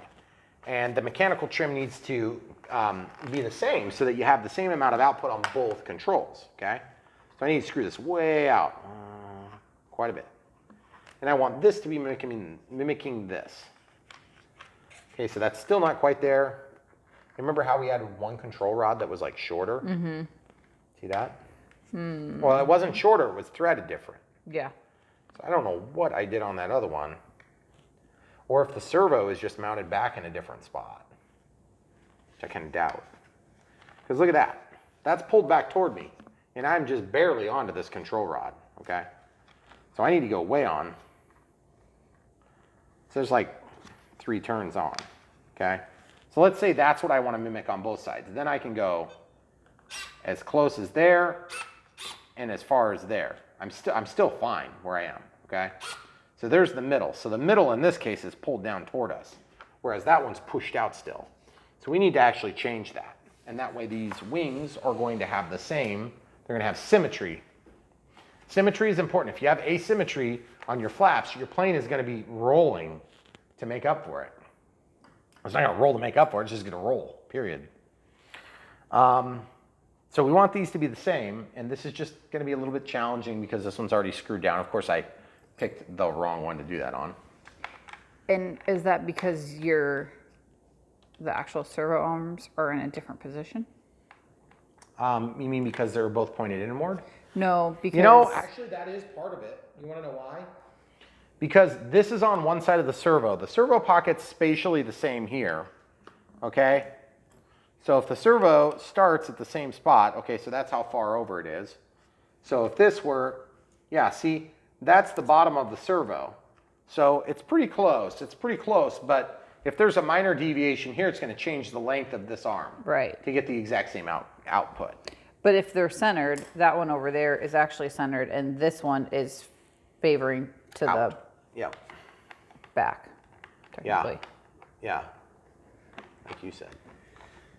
So what I need to do is I need to make them have the same position with the same servo pulse width modulation setting, which is like the way that the transmitter tells it to position itself. There we go. Come on now. Man, this screwdriver does not want to go in there. Maybe this one will do better. There we go. Yep, that worked better. Okay, so I don't know if you guys can see because my camera crew is kind of like over there. I'm trying to get this screw out. And that's going to allow me to make my adjustment. See how the screw's coming out? We did this once already. Now we're just doing it again. Probably would have been wise to just not actually snap that on until we had everything aligned. Okay, so now I need to run this in quite a bit. So I'm threading this into that connection point. Yeah, that's like way in there. That's like as far as it'll go now. Now I need this to be virtually straight up and down, and I gotta grab this screw out of here quick, just to get that out of the way, because we're gonna have to put that back in here in just a quick second. So yeah, that's pulled up quite a bit. Okay, so now we can test. So that's all the way up, and that's all the way down. Except this isn't snapped on yet, because we were smart with that one. Okay. So I think if we do the sweep,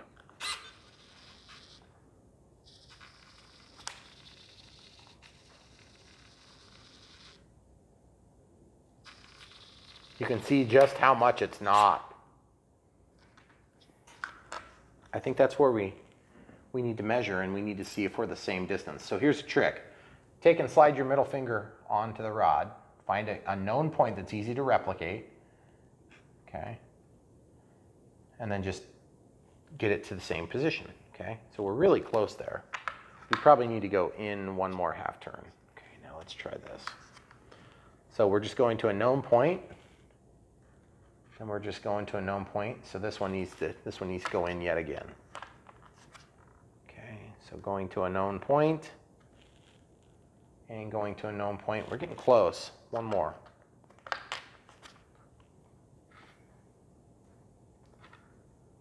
Okay, so there's that.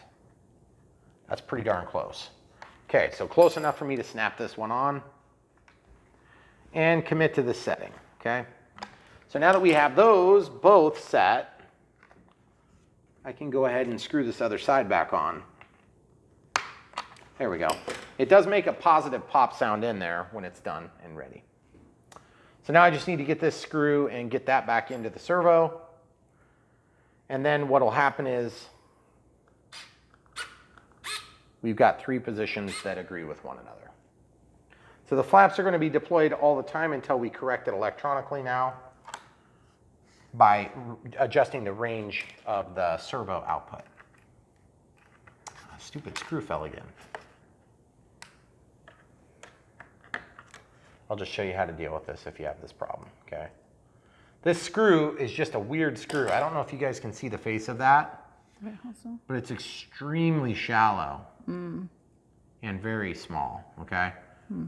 So this Chinese screwdriver is like everything it can do to work it.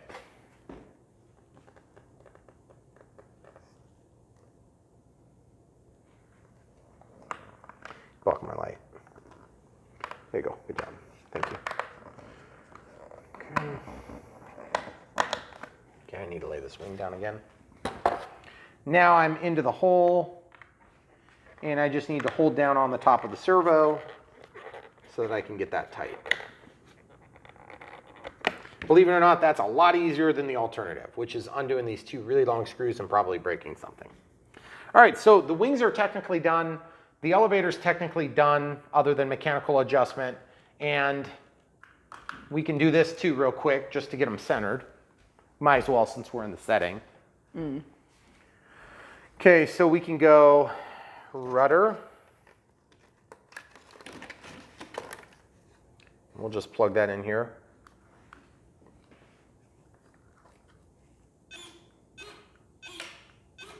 Okay, so that's centered. Now we can come up here and just sight down, show them down from the top down. So we see how this is over to the side a little bit. See how this tip is over here? We need to bring it over there a little bit. So I'm going to undo this and just run it in half a turn. Okay, and then I'm going to see if it's centered. That looks pretty close, but it's not quite there. Maybe another half a turn. Half a turn more. Okay. Oh yeah, that's good. That's centered. I would say we're good there. And if in doubt, just go past center. Go past where you think you need to go, and then you'll know you went too far because it'll start to look worse. There we go. Now we're on. Okay, so now I'm going to walk this.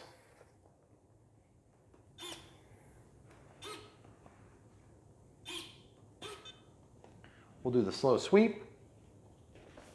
Beautiful. Check it for freedom so it doesn't have any binding spots. And then click it to the center.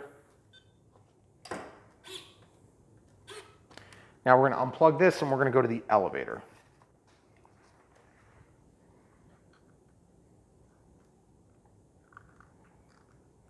Okay, so the elevator is now, whoops, accidentally jumped out of the menu.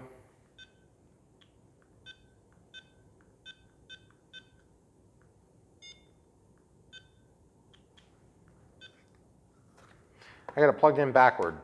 That's why it didn't do anything. Okay.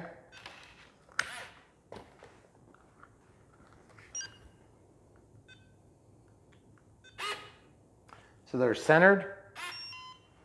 There's one way.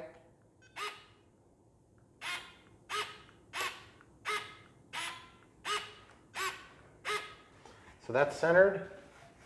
Pretty good. I think we're good on the elevator. Okay, so at this point, we are done with everything on the build with the exception of the wings. And then when we're done with the wings, we got to get the CG figured out.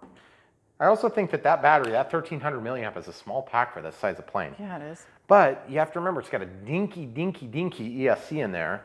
So they got a dinky motor, so maybe we're okay. So I think what we're going to do is, typically I would want to start with the wing without the spar in it, but I think the spar is going to help us on this one. So we'll just grab this. We got to get the wires in such a way that we can get them through. And I'm just not sure. We may need an extension cord so that we can reach them up to where we're going to be putting the receiver. Except actually, let's take a look at this. The canopy has an opening in the back, which is kind of cool. See that? Yeah. So I wonder if we could actually take advantage of that spot maybe.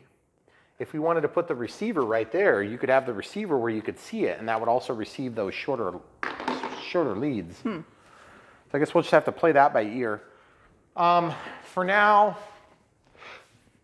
since we're not sure exactly what's going on, I'm going to use this other Y cable. And a Y cable can be used as an extension cord. You just don't hook up the other side, obviously. Right. Okay. So this also helps to get them through fuselage, if that's your objective. Oh yeah, this should be pretty easy. You want to go to the nose of the plane. I think you're going to be able to see what's going on better. Yep.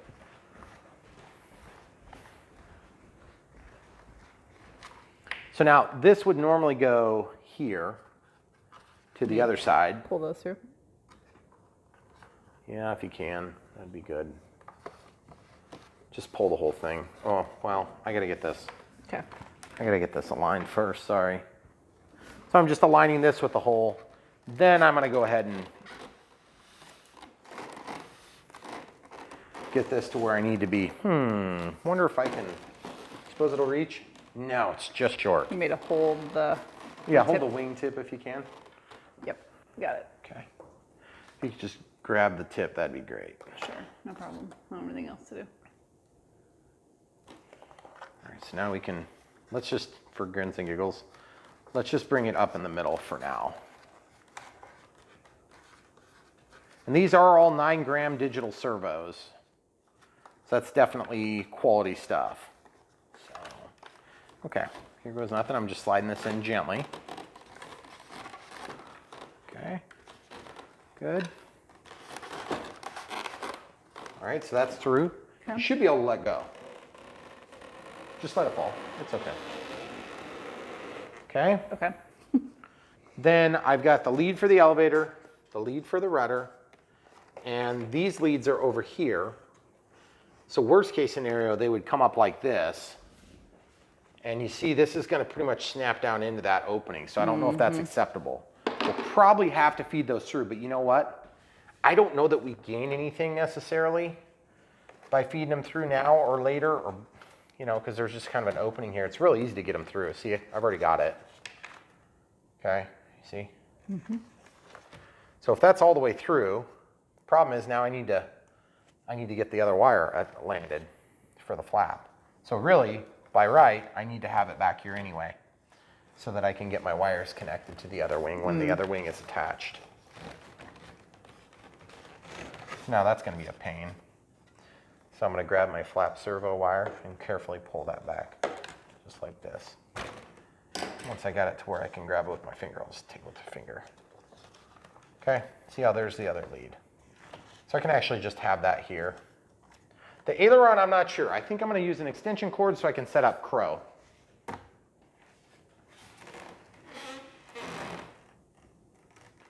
So now we've already loosened those 4 screws, 2 on each side of each wing there. So as soon as we get this centered, then there's nothing that actually holds it in the fuselage other than just hitting the middle, okay? And then they're locked onto the spar. It's not uncommon in this size class. It's definitely not as nice as some of the bigger ones we've done lately, but it's lighter. Ooh, something like that.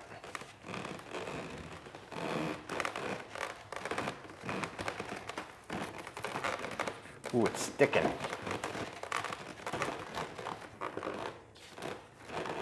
We're going to try backing the screw off a little bit more, see if that helps.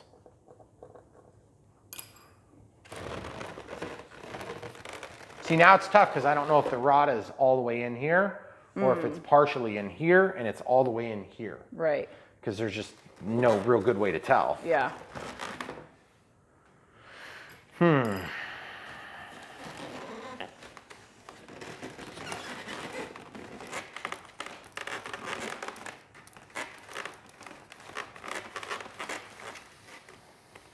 Yeah, it feels like it's all the way in there.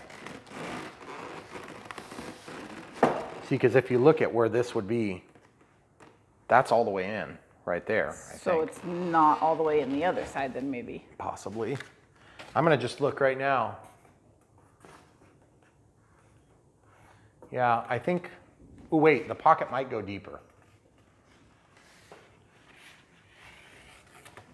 Hard to tell. Yeah, it is hard to tell. I can't, it's not lined with anything, so Right. it's just white on white. It's just kind of a shadow, sort of. Well, we'll do the best we can.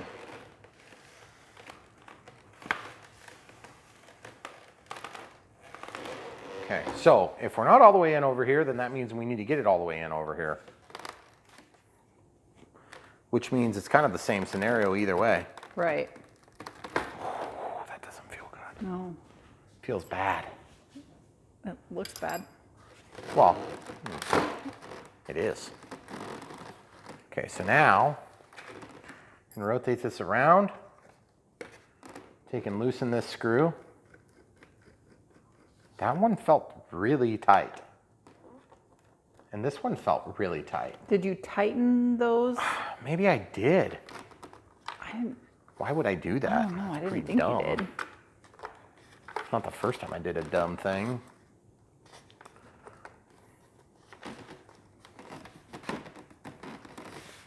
But see, I'm bottoming out. Hear that clonk? Yeah. Oh, no, I wasn't. I thought I was. Okay, so now that we're distinctly going to be able to get it in there, now I have to feed these couple of control wires through that are actually very short. Oh, kidding.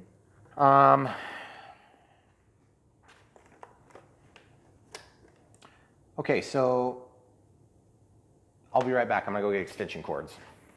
Okay, so I found some extension cords that are way too long, and I've got them just in case. And then I got one that's about the right length, and then I got some that are too short. So we're gonna try the too short first. It always seems counterintuitive to me because when you work with wiring projects, typically my experience is you want them longer if in doubt. Well, on an airplane, you can't be half an inch short still, but if they're too long, it just gets really hard to manage all the cables. So I'm gonna plug that in with the understanding that it will make it out here. We'll see if that's good enough. Then this extension cord, it's really close, so it might actually be an all right solution. So we're gonna try this.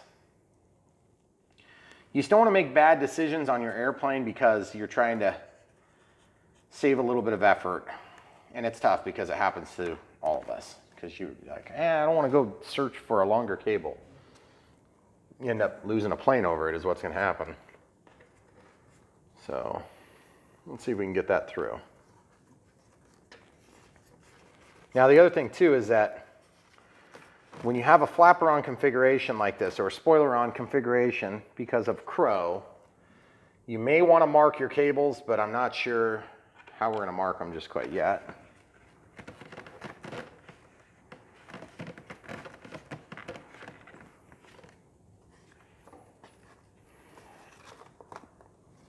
Can they even see what's going on over here? A little bit. Okay. Because I feel like they can't. It's an awkward thing to film because I'm not able to even see it myself. So as I try to get that wire to go through, it's just somewhat frustrating. I'm trying to think of the best way to do this. This is going to be pretty easy. The flap servo wire is going to be fairly straightforward. But then, what is this? This is the elevator, okay? And this is for the aileron, but I've got a nasty twist in the cable, so that's not going to help anything. And you see how easy they can come undone. Like that just came right undone. Yeah, that's kind of scary. Yeah, we're going to have to tape it. All right, so we had a little bit of a problem with the camera. Sorry, guys. We did end up getting both of those long extension cords through, and we just slid the wires in. It's not anything too fantastic. We got those done. We flipped the plane over, and we had to tighten, of course, those 4 screws that grabbed onto the wings, so now the wings don't slip out. Okay, so that's where we left off, and we were just marking the center of gravity. The center of gravity at 40 millimeters, okay, 40 millimeters from the leading edge. So obviously, we just went ahead and used this wonderful tool that Danny got us. Thank you, Danny. So there's 40 millimeters. We marked it with this here and here, but we were just noticing a bit of a problem with our marking method on this particular plane. We have 2 big holes on either side where those Phillips screws are located, if you want to just point at them. So all I'm going to do is I'm just going to take a little piece of tape and I'm just going to cover those holes up so that when you're reaching under here, you won't feel those, you'll feel the bump, okay? So the bump is the important part. If you can't feel the right bump, then you're going to potentially check the wrong CG point by accident, and that could be pretty devastating because that is a big difference right there between that and that. Yeah. That's like probably 10 millimeters, maybe 12 millimeters difference. Yeah, you can't even feel it now. Good thinking. So this piece of tape will solve that problem. This plane's been a lot more involved than we expected. I wouldn't say it's been a hard build, it's just a couple of frustrating steps. Getting wires in and out that we were doing with the extension cords, that was on us too, because we decided we wanted to do the crow stuff. So, but that being said, if you want a sailplane to operate really well, then crow is super handy. So it'll help you get your plane down when it's wanting to fly like crazy and you can't get it to land for you. All right, so now that we have that back in position, what we need to do is we need to start talking about the receiver and about the radio setup. So also one other thing we did is when we were running our wires through, I don't know if you guys saw this or not, we labeled them right aileron and left aileron. So we know which one's which. Of course, the right wing reference where the pilot's sitting. So if there were a pilot, because it's a toy plane. So the next step for us is to, of course, we're probably going to reposition this a little bit. And we're going to get the receiver. This is a receiver we were looking at using. This is an AR631. Of course, that's going to pair up nicely with the NX8, which is both Spectrum. Very high quality in my experience. We've had good luck with the NX8. And I'm sure there's some of you screaming at the computer or the smartphone saying, no, Futaba or GAR, whatever it is that you like better. Well, fine, there's a lot of people out there that like a lot of different things. Or, oh man, I want OpenTX or whatever. Whatever radio you want to use is fine with me. But the thing is, I'm just telling you, we're going to walk through setting up the Spectrum. Spectrum is good. I feel like they're a good middle of the road if not premium, to some of the competitive choices out there. Now, that's not to take anything away from the other brands or Radiomaster or whatever. If you guys prefer those, that's fine. You just won't be able to follow this step in the video. Okay, so this is a 631. This is what they're putting in a lot of the new bind and fly planes. So it's got the single antenna that's outside of the cabinet. I don't know if there's another one internally. It's very small. It's got top pins. There's a push button for bind, or you can use the bind programming button. On these things, there is a setup process to set up the forward programming. This is the port assignments by default. Okay. So we might as well, actually, you know what we're going to do? We're going to turn on the transmitter. We're going to have a little bit of a hybrid setup period here. Whoa, what was that? I don't see anything. So we're going to go to System Setup, disconnect RF, go to the Model Select, add a new model, create. Then we're going to go to Model Aircraft Type, Wing. We need flaperon.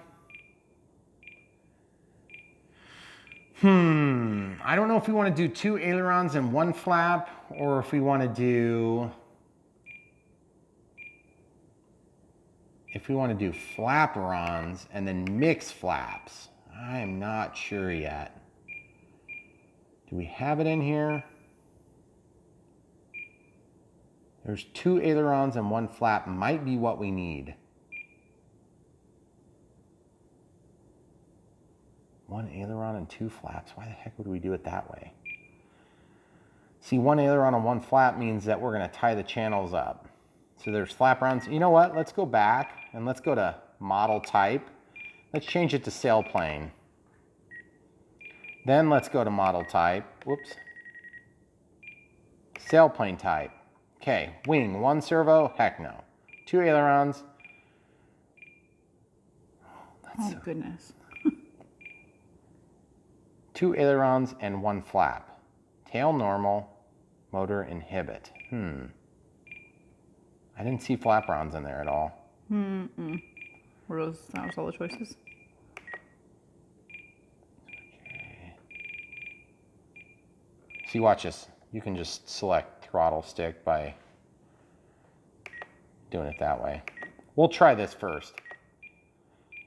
Okay, so this is a Fox. So we'll see if there's a good picture for that. There's a Fox. Okay, so let's just see how this works. Did they say anything about time? I don't remember them saying anything. No, FMS doesn't usually. Okay, so throttle cut.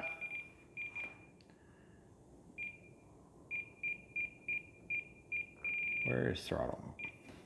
Oh man, there's a lot of new I know. things on there. So there's switch H. Okay, so it's not giving us throttle until now. See how motor is way up there on auxiliary 2? I don't know if that's going to work on this setup. We may have to do this different, because you see in the monitor mode, you see how motor's over here, so it's channel 1, 2, 3, 4, 5, 6, 7. So we're out of range on the motor. So we can't do it this way without doing an 8-channel receiver. So I'm going to change the sailplane. I'm going to actually change the model type. It's going to reset everything. We'll just go back to acro. This is why we do things with you. We want to teach you how to do stuff, not just show you how to do it once. Aircraft type is going to be flaperon. Yeah, we'll do flaperon. Next.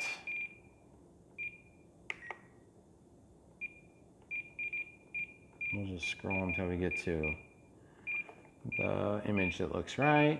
You don't have to do this image thing. This is just something I do. There's a Fox.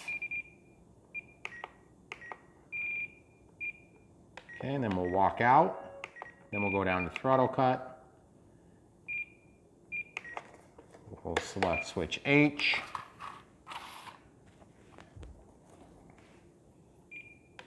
No delay. Then we'll just do flap system. Inhibit, nope, we'll set it to switch B.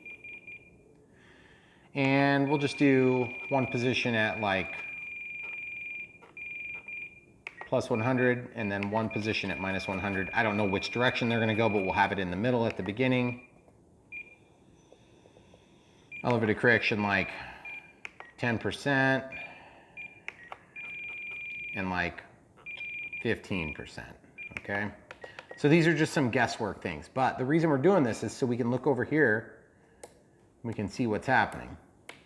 Okay, see how the right and the left aileron are switching, and then auxiliary 2 is still attached to this. So we can make our assignments. Ooh, and then let's go back to the flap system. See how it says normal? We're gonna change that to like 2 seconds. Now watch what happens when I move B, that's gonna go back to normal. So then you gotta set that to 2 seconds as well. Then you gotta set this back to 2 seconds as well. Okay, so now as you move it, the whole thing switches at 2-second intervals, okay? But auxiliary 2 is whatever the live switch position is, okay? All right, so now that we have that, we can go ahead and get the receiver kind of wired up. And the reason we have to do that first is because we have to know where we're plugging in what servo to what hole. So we're gonna do that next. The other thing is we do need to actually mount the receiver at some point because this is a stabilized receiver. So what we're gonna do is we're just gonna go ahead and kind of have this over our shoulder and scroll to the monitor mode, and I'll just call it out so you guys know what's going on. So channel 1 is throttle. Not sure if I want it this way or if I want it this way. I'm assuming that we want the receiver to be mounted here. Let's go get the battery actually. Let's get the battery. We'll take a look at how big it is, just relative to the size of the plane's cavity.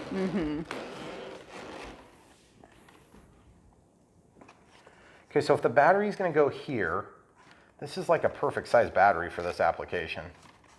The power lead can go over here. But look at that. I'm just going to pretend like that's exactly where it goes because it fits literally perfect. That would be amazing. That'd be way too easy. Yes. So the other thing too is we need that throttle cord to go under because it needs to get back to the receiver.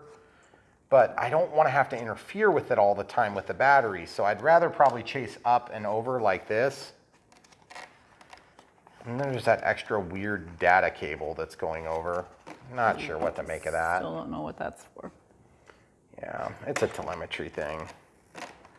So if I go like this, then I can walk up the side and then I don't know if I'm gonna have enough. I'm gonna have to go under the battery. Not a big fan of doing that.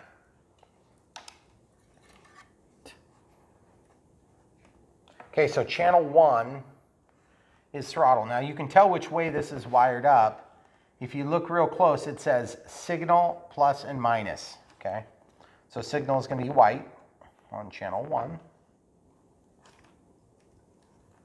Okay, so that's throttle. Then, since I don't know what I'm gonna do with this yet, which is probably gonna be nothing, there's bind, program, and then, yeah, there's something else you can do with it. I'm just gonna pull this back like this.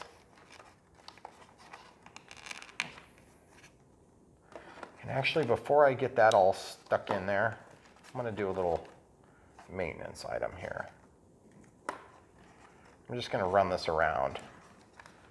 So if you wanna pause, we'll come back after I get this done.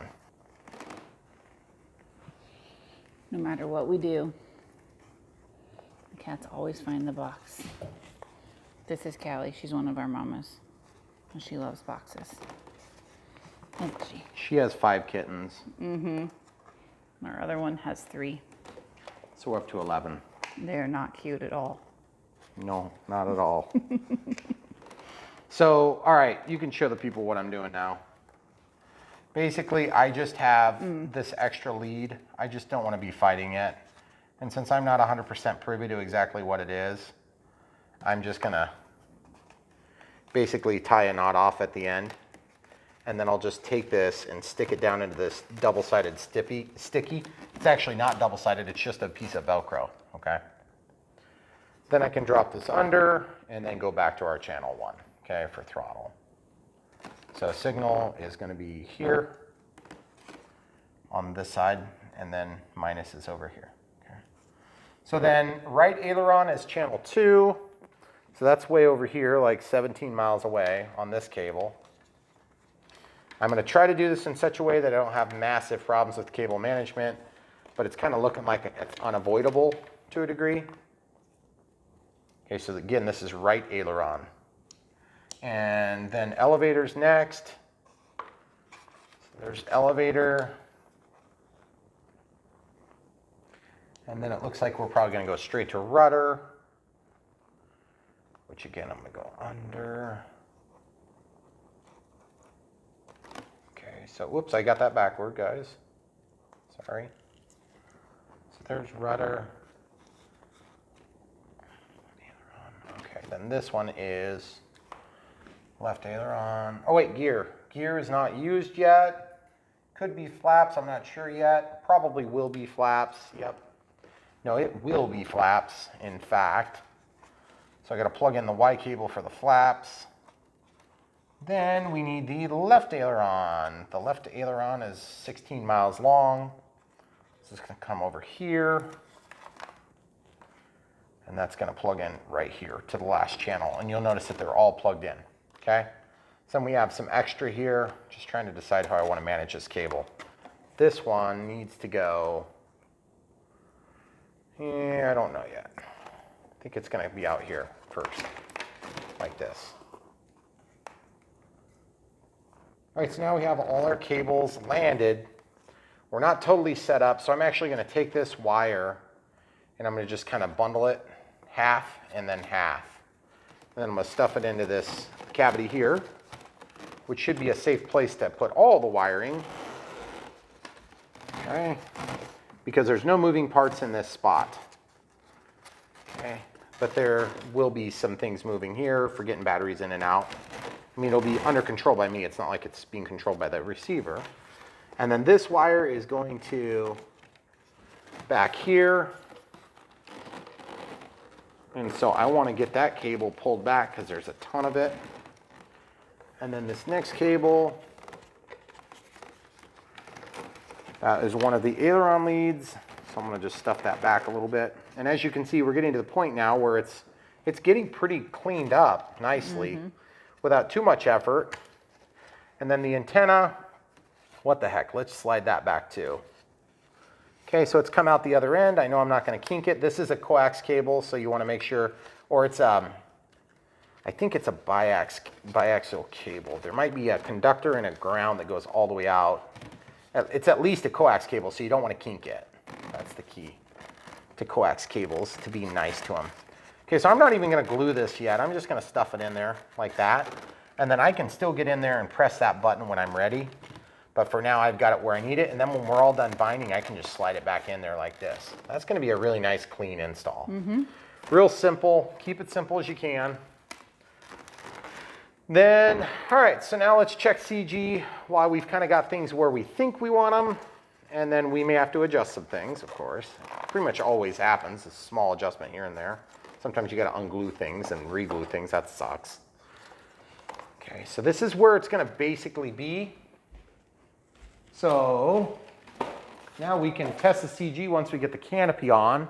We don't even have the thing energized yet. Drop that in there. Okay, good.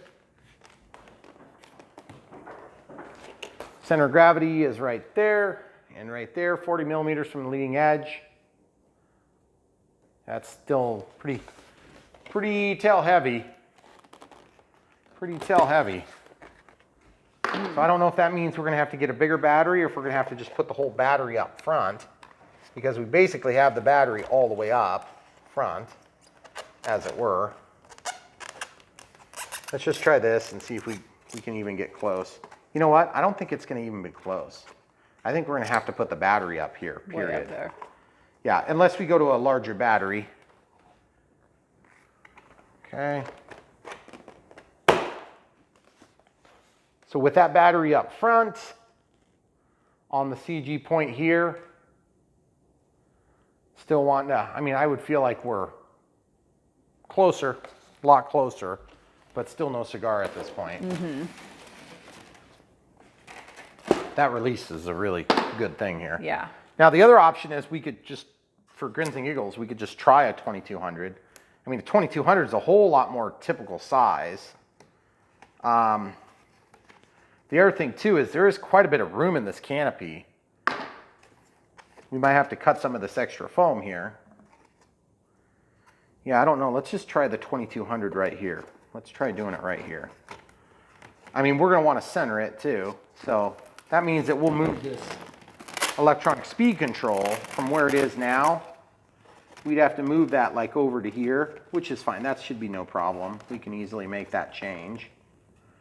But let's suppose we're going to put the battery here, have the lead chase back. There'd be nothing wrong with that. Say we were going to do that with the 2200. See how we CG out now.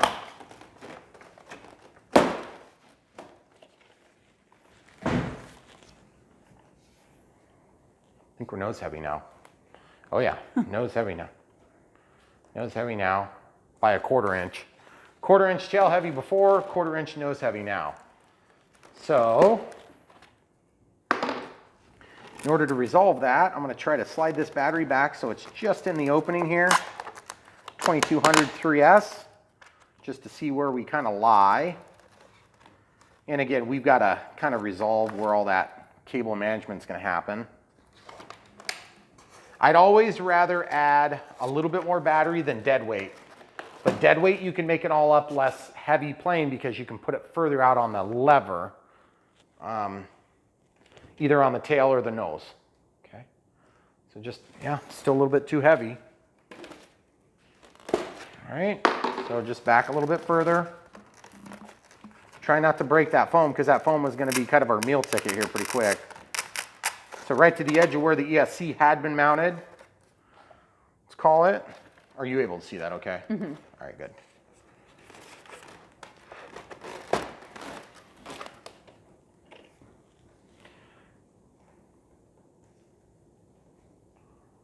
Man, that's pretty good right there. That's not bad. I would say that's about perfect. Okay, so that being understood, knowing that we've got a little bit bigger battery is not necessarily a huge problem on my end. But, you know, if you bought a 1300 milliamp, you're going to have that sucker way, way up there. So I would say right now, 2200,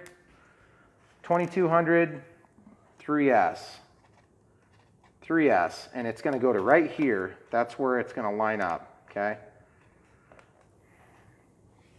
And the leads are going back. Leads go back, okay? So if that's the case, then I need to go ahead and also get this sucker charging. So let's talk about how that's going to work. Okay, so now it's charging. Pretty straightforward stuff. It's my favorite. Okay, so that understood, we have the throttle cable that's gone to the receiver. I am going to unplug that right now because I need to resituate the receiver a little bit so that we can make things all jive with where they need to be. I am going to go ahead and pull up this Velcro because it's, you know, I don't need the Velcro for the battery. And it's just kind of in the way, to be honest. But we have our marking already. So since this took all the Velcro stickiness off, so we're good there. I'm going to see if I got some more Velcro here. Okay, so I found some Velcro. The Velcro is pretty straightforward stuff. If you have your ESC mounted to the Velcro, that's actually not a bad way of doing it, but you know, you're not going to transmit any heat to the body of the aircraft. If you have something that can heat sink it, that would be preferable.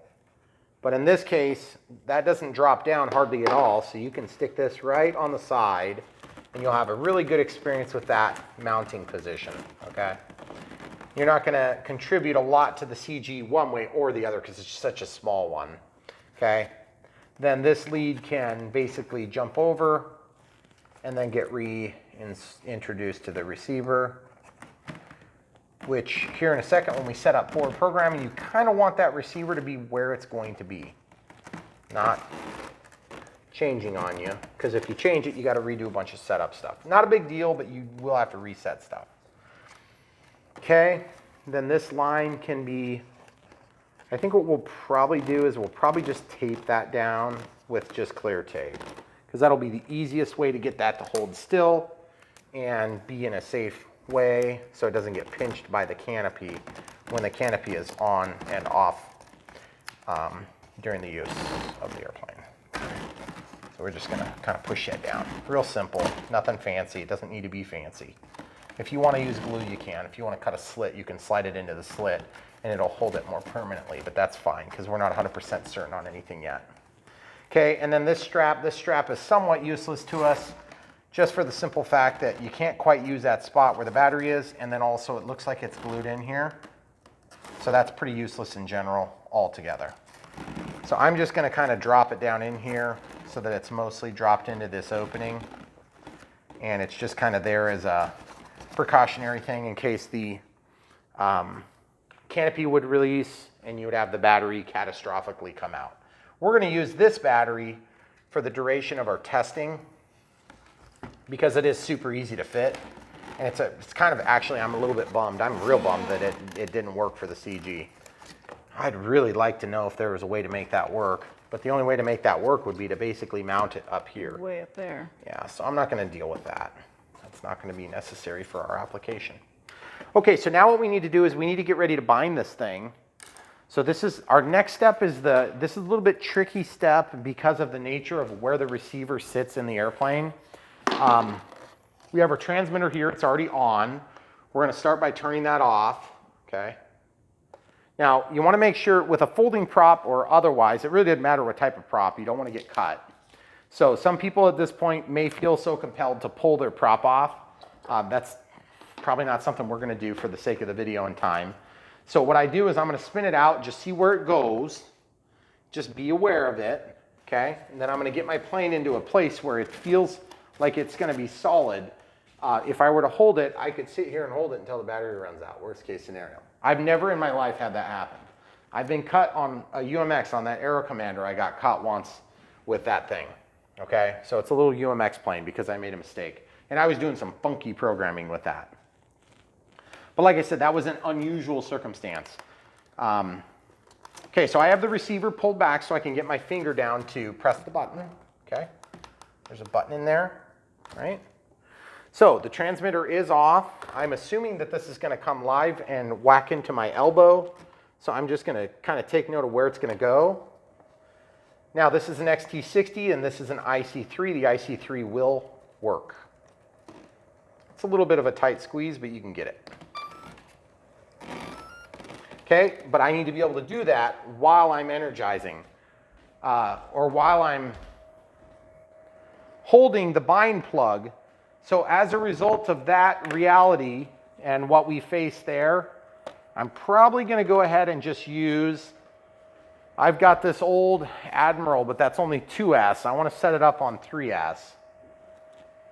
I have a few packs that have XT60 leads. This one here is 14.8, so that's 4S. And then I have some different adapters in here. Here's one. Did I turn this in? I turned it into a 2S. So we don't have very many that are going to be appropriate for that. Because you're just looking for a way to make it easier to plug in. Yeah, because it's kind of hard to plug in the IC3. It's fine to plug it in once, but when you're trying to hold the bind button, it's just awkward, okay? You want me to hold the bind button? How about this? How about this?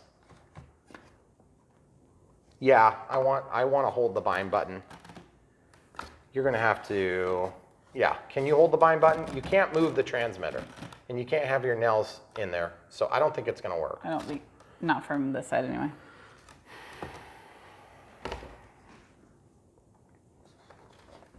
Okay, so I'm holding the bind button with my middle finger. I have my elbow over the prop. If it were to start, it would stop before it could get anywhere. Okay, pause. Okay, so I found a battery with an XT60 just to make it easier on myself. This is a really high quality one, by the way. probably about ready to burst into flames. So maybe don't use that one. Okay, pressing and holding the button. Okay, so now I can let go of the button. The ESC is beeping. I have the plane level in a condition where it's not going to have any control surfaces or motor hit anything if it would take off. Okay, now I'm going to press and hold the bind button while turning on the transmitter by pressing and holding the power button. This is flashing. It stopped flashing. Now it's slow flashing. It says DSMX 22 milliseconds telemetry. You can let go of the bind button at this point. Now it's doing the auto configuration. The auto configuration pertains to the telemetry, which also allows us access to the, okay, there's our flaps, okay? The gear channel is here. So there's our other flaps. These are our flaperons. Okay, there's our elevator. It's going the wrong way. The rudder, I think they're all going the wrong way. So now at this point, we're all bound up and we have a lot of setup ahead of us. So I'm going to actually go ahead and, now that we have it bound, I'm going to power down. I'm going to take this battery out and put it away from any flammables. I'm going to shut this down. It's not set up. It's just bound once, okay? So we're going to let that shut off. And then we're going to come right back. And the camera crew is going to trade spots so that you can get a better angle. Will you hand me that book there, camera crew?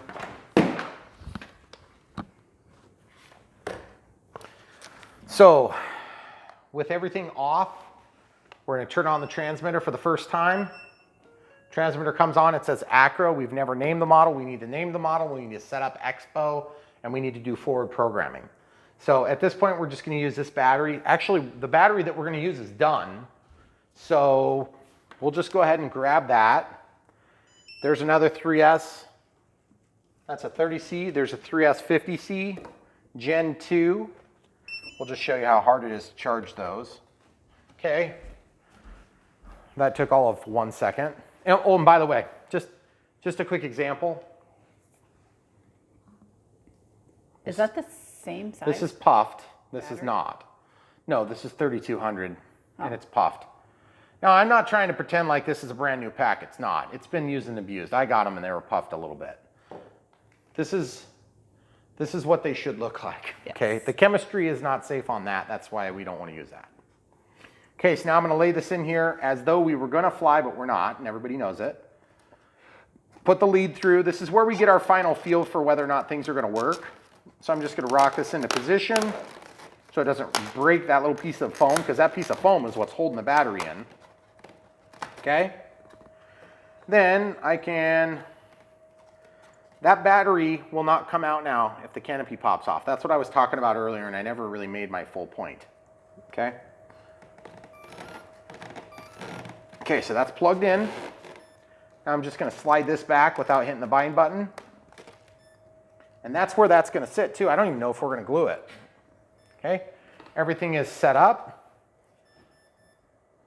The motor is capable of running. We're going to now test the throttle, but we're going to put the canopy on first to make sure we don't have any issues there. This is a great time to start working through issues one at a time. Okay. I want to be behind the plane, but with the lighting the way it is right now with the sun going down, I want to make sure we don't undermine our ability to get a good shot. So, looking from this end, elevator down, that's wrong. So let's switch it. Go to servo setup, travel, click, and switch to reverse elevator. Elevator goes up, elevator goes down. Now, ailerons, you see how they're down in a weird configuration? There's neutral and there's up. Okay, so we have spoilers and we have flaperons, but also I want you to note this. This is not moving, okay? We're probably gonna have to work those a little bit to get them to move. You see that? Mm-hmm. The pinch hinge is a little bit too thick there. See, it's not even hardly deflecting this. That's disappointing if I've ever seen it. So I guess for now, we'll just leave them where they are, and that's just what it is. Okay, so now flaps are attached here. That's fine. That's not what we're going to use for flaps. We're going to use this for flaps, and I'll show you how to mix all that later. Okay, rudder, that's correct. That's correct. Elevator's correct. Ailerons, that's incorrect. So we're going to go to left or right. I'll just start with right. Okay, so they both go down, and then I'm going to switch that. That's left. Now one goes down, and one goes up, and one goes down, and one goes up. So that's going to roll the plane. Oops, that's backward. That's backward. Did I switch it from the correct way? Well, oh, it's because I switched them both. See this? Oh, see. Just watch. See, that's going to roll it this way, and then that's going to roll it this way. Okay? That's going to put this wing down, and it's going to put that wing up. Okay, so those are both switched now. The gear I don't need to switch because the gear is currently assigned to switch A for the flaps, but that's not the way we're going to use it, okay? So I guess technically, at some point we're going to make a reassignment, so I don't want to mess with that yet. Okay, throttle cut. Throttle cut. It's already on, good. So we're going to test it right now. Okay, and I'm going to verify I'm not going to hit anything. We're very close, so I'm going to go just a hair forward for safety. Okay, now we can test the throttle. Throttle works.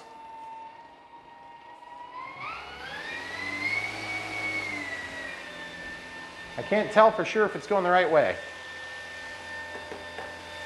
Yep, it's going that way. It's pushing air towards you. Okay, throttle cut's on. And there's braking, which means that the prop is going to collapse. Okay? That means it's actively trying to slow down the prop. I can't idle it. Okay? If you don't have that set up, then the prop will tractor and it will create drag. And the way you can calculate how much drag it's going to create is by envisioning this as a plane, the circumference of the circle that it cuts. So that's a ton of drag. So if you need to slow down a sailplane, then you can tractor the prop like this.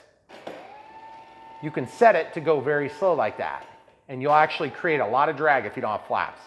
In our case, we're going to have flaps, and we're going to have flaperons or spoilerons, which would be crow, okay? And then while that's working, that's good, and that's good. So we have all the different conditions correct. Throttle cut's on. I am going to just go ahead and switch servo setup. I'm going to go to travel. Let's go to reverse, and let's go to gear and switch it, and then let's go to speed, and let's change gear to 2 seconds. Whoa.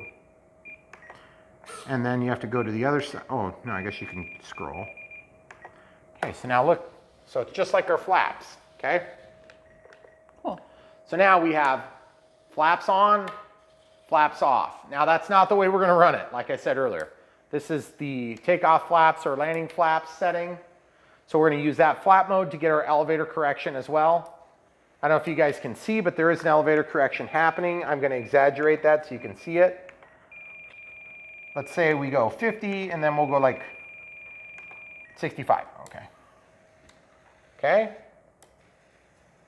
Now, a lot of times on sailplanes, you don't need much elevator correction, but the idea is the mixing is already happening for the flaperons. The flaperons are already functioning as expected, but we haven't made the association for SAFE or AS3X. In this case, we're only gonna be doing AS3X, okay? Because if you're doing this much stuff on a plane, you're probably not doing it with SAFE. Okay, so here's your flaps, here's your flaps off, okay? I'm gonna change that so it's tied to the flap system instead of tied to switch A, okay? And it's gonna actually be the inverse. So mixing, then you go down here to inhibit, you're gonna go normal, then you're gonna go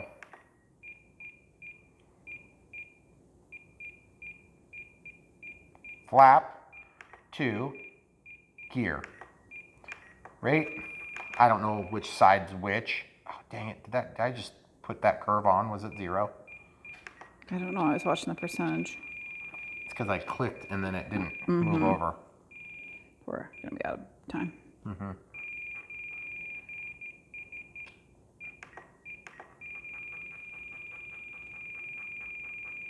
Okay, so here we go. So there's 100 and 100. So now instead of using this, see how they work? Cool. Then we can change our end stops now. Okay, so this still works and we don't want that to work anymore. So now I'm gonna go back to system setup, disconnect RF, go down to channel assign. See how gear is set to A? I'm gonna inhibit that. Now it just functions with flaps, okay? I'm probably gonna have to set an offset. So now if we go into flap system, we're gonna actually set flaps to 0. And then we're gonna set this to like down a little bit, and then down a little bit more. But as you can see, we're going too far on the actual flaps, so now we have to go to servo setup, and then we have to set up our travels for gear. Okay, gear is our flaps in this case, the actual inboard flaps. Okay, so that's all the way down. Whoops. So in this setting, I want to go until it starts walking back toward us. There, now it's walking. That's as far as we can go. So I'm going to be about 60. Okay.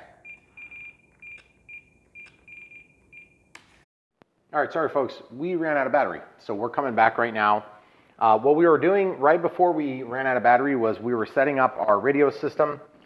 We still have it named Acro. We still don't have a timer set, but we were in the process of setting up the flap system. So I'll show you what I got so far. Position 0, 1, and 2 is tied to B. So at position 0, it's level. At position 1, that's kind of like my takeoff flight mode, or if I'm trying to hit a thermal and just get a little extra lift. And then here's the full landing crow. The ailerons still work. So when I move the stick this way, it's going to roll the plane like that. And when I move the stick that way, it's going to roll the plane like that still. And then when I come out of it, then the ailerons are still going to work like normal. And when I'm in the takeoff flaps, the ailerons are still going to work like normal. So we basically have full crow configuration. I did an 8% mix on the takeoff flap setting and a 12% mix down on the elevator. Now that may not be necessary. We'll evaluate that after we do our first run. The way I got the inboard flaps to work is I did one mix called flap to gear. So the flap channel controls the timing, not the servo timing, which was something I did off camera. I figured this out, so I'm just going to tell you right now. Under servo setup, the gear channel is fully traveling up and down, and the speed is back to normal. Okay, so basically what we've got is we've got the flap system controlling everything. Okay. All right, so now the other thing we need to do is we need to figure out timers. Oh, and then I set my time to 1 second instead of 2. Okay. That's just a little bit quicker because with a sailplane, you might want to change conditions more frequently. It's not like you're just doing it during takeoff and landing. So now throttle cut's already set up, obviously. Timer is set to 5 minutes. Let's set it to 10. Let's do a 1 out. At 1 minute, we want nothing. At 20 seconds, we want nothing. At 10 seconds, we want voice, and then expiration, we want tone and vibrate, and then tone every minute. Okay, so that's set. Throttle cut's on. That starts the timer still even with throttle cut on. Okay. All the settings are made. Now we just need to go in and we need to go to forward programming. So it's now connecting to the receiver. You go to gyro setting, first time setup. This is where it's going to figure out the position of the model. Any wing type channel assignment, some trim, okay. Set model level and press continue. Let's look at how the model's set. It's level and true. And I'm just gonna step back and we need to just roll it a little bit this way. I'm looking at the wings and the vertical stabilizer. There's a little bit of imperfection in the horizontal stabilizer, so we're just going to go with this. Then click continue. Set the model on its nose and press continue if the orientation is wrong, whatever. Okay, so it's not gonna be wrong. I'm gonna highlight continue. And then throttle cut is on, by the way. I'm gonna set it on its nose. And I'm gonna click continue. It says stand by, and it has picked the orientation that looks like this. Orientation 5. Okay, now let's verify that's correct by looking at the orientation from inside of the plane. Okay, so it's saying the Spectrum logo is going that way. And the Spectrum logo is going that way. And it says AR 631, and it's slid back in that way. So that is correct. So the system automatically set up correctly. Now, let's go down to continue. So now we have additional channels because we have 8 channels to use, and we're only using 6 of them. So let's go gain channel. Let's do the auxiliary 3. And then actually I'd like to use switch D. Whoops. There we go, right knob. Let's go to next. Apply. Please stand by. See how it just rebooted? One dance means AS3X, okay? Receiver is rebooting, click for menu, okay? So now we go back out, throttle cuts on. We verify that with a test, it is working. Timer's cleared, elevator up, elevator down, elevator up, elevator down. Rudder left, rudder right, roll left, roll right. Look at both of the surfaces because you have flaperons on this. Take off flaps, still the correct direction, still the correct direction. Yep. And full landing flaps, still the correct direction, still the correct direction. Now we need to turn up the gain and see if anything changes. We haven't given throttle, so it's not going to be active yet. Okay, there's throttle. Throttle cuts back on. AS3X should be working. Rudder is moving that way and toward me. Away from me and toward me. Now elevator, up, down, up, down. It's hard to see in the video, but make sure it's right. And you have to look at both ailerons because you're using 2 different ailerons now. Up, and you have to change your configurations too. So let's go to regular takeoff. I'm going to turn the knob all the way down and see if there's any movement. Nope. And then I'm going to turn it all the way up and see if there's any movement. Yep. So now I can see this better. Up, down, up, down. I can see and it's going in the right direction. Make sure you don't whack anybody with it. Up, down. I can see because I'm looking at the gap at the end of the aileron. As you move up, I want that control surface to go up to counter the input from environment, not stick, okay? So the stabilizer is on. It's working after having applied 25% or greater throttle. Now let's do crow, takeoff setting, up, down, left, right, up, down. That one's the hardest to see, up, down. Very hard to tell if it's working in that setting. I'm assuming it is. And then the full setting, now we're looking for up, down. Hard to tell because it's all the way up, down, up. Very hard to tell. I'm going to show you a trick for this test. Come on around.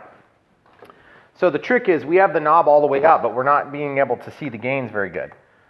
So if you scroll down into forward setup or forward programming, gyro setting, AS3X setting, 1X, change it to 2X, or 4X better yet. Or, see it scrolls, you just gotta click it fast enough. Now it's at 4X. So now watch this. Up, down, up, down, up, down, up, down. Now watch the rudder. Yaw, yaw, yaw, yaw, yaw. Up, down. Can you see? It's a lot easier to see. Now, Everything needs to be tested in the 3 different modes just to make sure you don't screw it up. These aren't flight modes, just the 3 different flat modes. Up, down. Can you guys see it now? Up, down. Up, down. Rudder towards you, rudder toward me. Rudder towards you, elevator up, elevator down. You have to check both sides, guys. Elevator up, elevator down. If you're tied to the same channel, then you don't have to check both sides.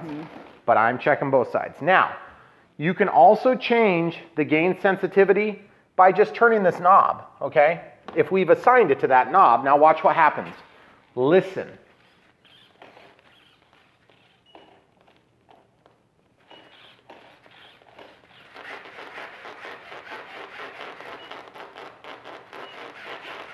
Can you hear the difference? So 4 times gain is probably going to be way too much, so it's going to oscillate like crazy, but you can grab that knob and turn it down, okay? So I'm going to change it from 4 now that we've confirmed the direction of travel to 1 time, and yes, you can't go below 1.5. You can go as low as 0.25 and as much as Okay, that's really annoying. Okay, then you can also go to F mode setup, flight mode setup, and system setup. Okay, so that's active.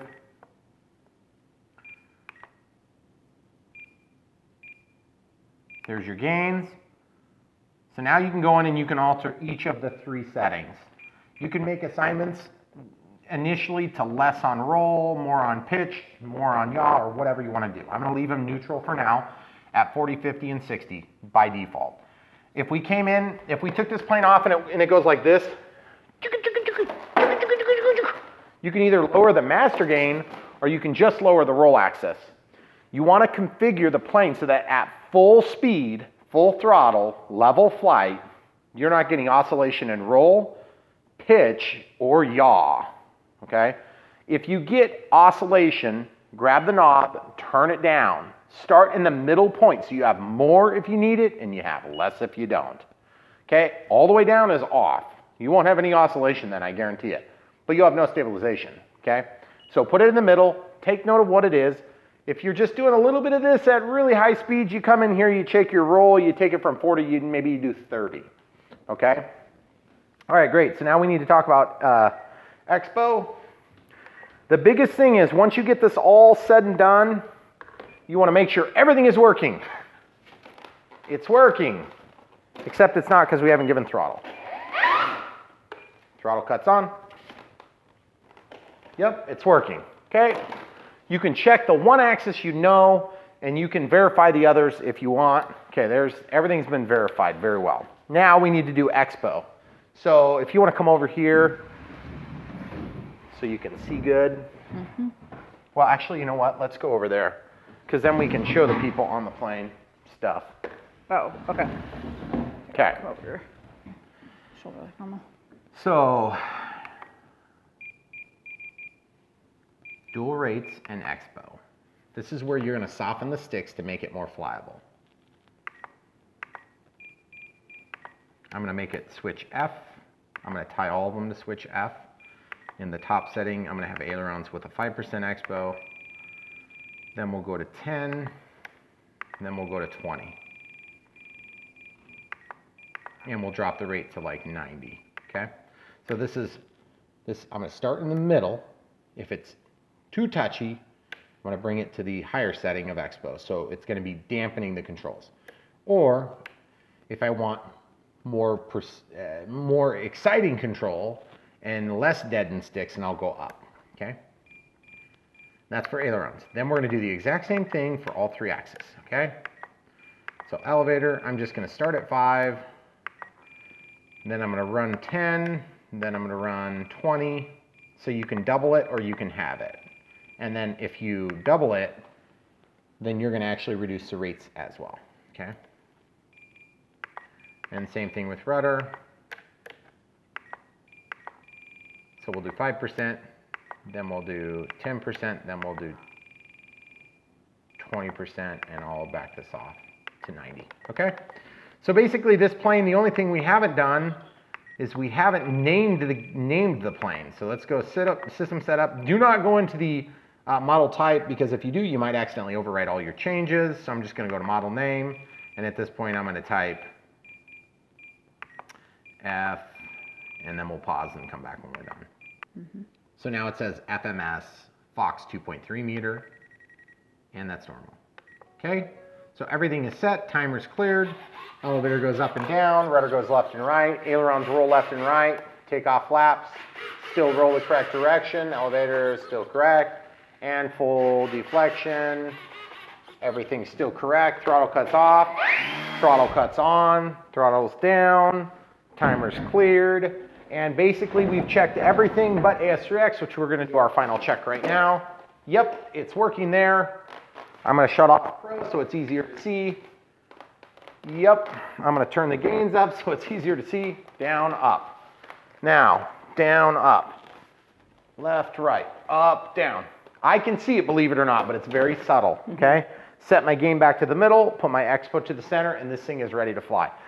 Guys, the setup is a lot more involved than you might have given credit for when you do flaperons or crow.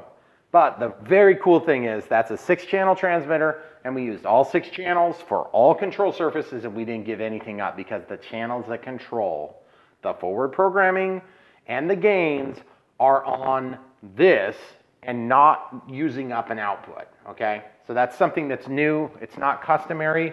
Most highly configurable receivers are still gonna say 7-channel, and they mean you're using up a channel for a control channel. So without further ado, it looks like it's probably a little too dark to fly right now, but we will be flying very soon. Guys, if you wanna help support us for doing these ridiculous videos, definitely check the link in the description below. You can buy one of these for yourself. We'll link to the 631 receiver, which went really smooth, I think. The only thing you're gonna miss on the 631 from the AR637T would be twofold. One, the full telemetry for the Smart Pack. You can get a battery voltage lead that comes in on the AR637T, and you'll also get the barometer, which will give you your vario. So if you want a vario, you're gonna wanna use the 637TA, or excuse me, a T. A TA would come in at buying and flying, it's not configurable. So, but for now, without further ado, guys, definitely check the link in the description. Buy one for yourself if you like it. This NX8 has been working really good for us. We've been doing a lot of cool things with it. It's probably one of the more involved projects we've done so far. But to be perfectly honest, we want you to know that you can do it. It's not harder to do it. It's just harder to get the wires through the holes and things like this. Also, I don't really like the fact that you had to put those control horns on. That was pretty chintzy. But at the same time, if you do it yourself, you know it's done right. And to be honest, if they're gonna have trouble with it at the factory, I'd rather find out I did it wrong and make a mistake than have it come wrong. This plane is gonna be really cool, guys. It's definitely, sailplanes are just up my alley. And we didn't really speak to this, but look how big this thing is. I'm 6 foot tall, 6'2" if I'm buying life insurance. So there you go, pretty big. And yet, you can take it apart. Now, it's not as easy as the Big Fox, but the Big Fox is way bigger. Yeah. I mean, the wing is easily this long, from here to there. And the carbon fiber joiner is probably this wide. Probably like from here to the nose of this plane. It is huge. It's huge, and I know huge. So, if you're looking for something that's a little bit easier to transport, get the bigger one. What? Yeah, because it comes apart way easier. Yeah. And it's way easier to build, and it's way awesome. But you need a 6S pack. You're gonna spend probably, I would say, 3 times the money you will on this. So just keep that in mind. This is gonna be a better flying plane, I think, because it's so light. In terms of if you're doing thermals, or if you're sloping in light wind, because the bigger FMS Fox, the 3 meter is heavy. Now that doesn't mean it's bad, it just is heavy. So plan on it. All right, guys, you know the drill. Definitely come back for more. We'd really appreciate a thumbs up if you'll give it to us. Obviously, this content comes at much pain and suffering to the camera crew. And so at minimum, give a thumbs up for her pain and suffering. But mostly just come back. We love having you here as an audience. We got the best audience on YouTube, and we appreciate you being here, part of it. Thanks again. So we almost forgot one other thing. Sorry, we took the mics off already. There was this phenomenon on this plane that I haven't experienced for a while. I'm gonna go ahead and shut throttle cuts off.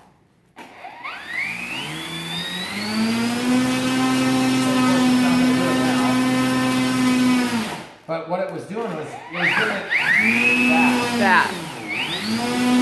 And so what I need to do is, I think I'm gonna go ahead and try to calibrate the throttle range on this airplane, okay? So the way you do that is, obviously you have your throttle cut when you start this process, but you have to stop using the throttle cut at the beginning, the onset. So throttle cut's on, get everything safe by unplugging the power, okay? Okay. All right, now, throttle cut is off. Throttle's all the way up. Timer's cleared, it's gonna start right away. Throttle's all the way up, okay? So now we have to do this so that we're safe and careful, we don't get chopped. It shouldn't, but just in case something goes wrong. Now we listen.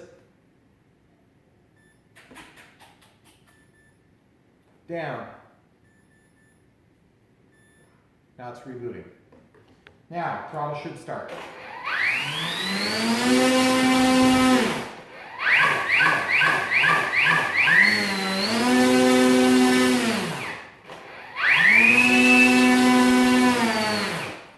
Okay, so if you run into that, some manuals are going to tell you how to program the ESC, and it sounds like a timing issue. There's a low voltage cutoff. Well, it could be that our voltage is low. I didn't even think about that. But that's how you program the range. But we have been setting this plane up for some time. Mm-hmm. It's not impossible that we actually just have the plane. We drew down the voltage quite a bit. I doubt it. Seems pretty premature. Yeah, that's definitely not low. We're at 75%. Even under load, it should well, not. but it's kind of hard to tell if it's under load because we don't have any way of plugging this That's true. through. So anyway, the key is the electronic speed control has some programming. And if you look through the manual, there's ESC instructions. Okay, so if you look at page 18, page 18 is going to discuss how you set up your ESC. Okay. So this tells you what model you're dealing with.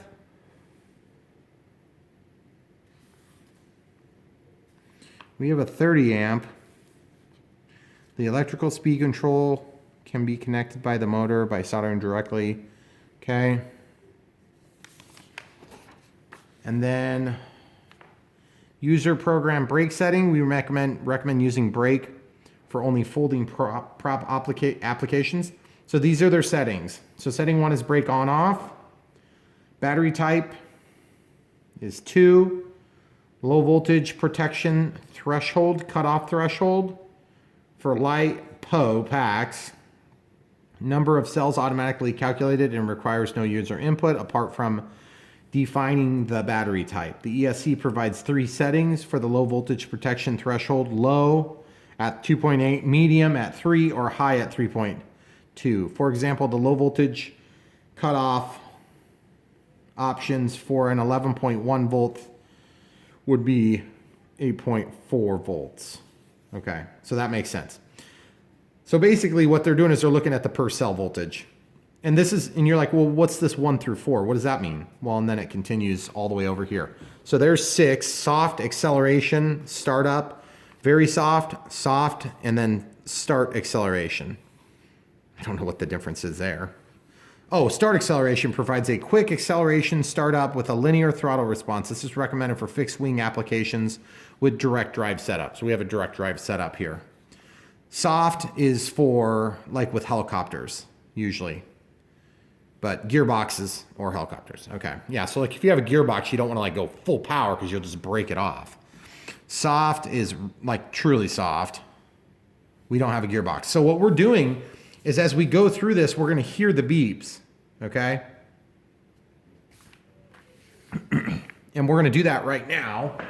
And then what we're going to do is we're just going to get a highlighter and then highlight what the actual setting currently is. All right, so this is something that if you haven't ever seen doing an ESC setup, this is how you do it. Throttle cuts off, Be careful when you do this. Throttle is all the way up. That's how you enter setup. Okay, so throttle is up. I've got my marker ready with the cap off so I can kind of highlight which setting is which, okay? So we're gonna plug this in and we're gonna listen.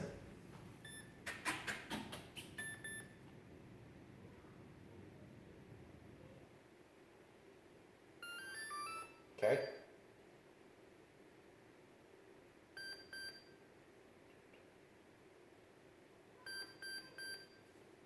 So you can go into setting 3 or 4 or 5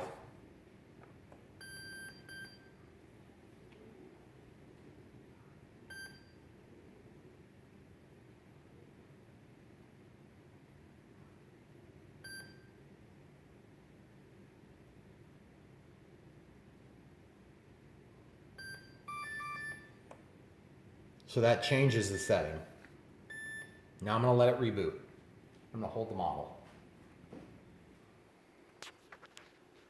And if in doubt, you can just reboot the thing from scratch. Okay, throttle cuts on, tested, throttle cuts off.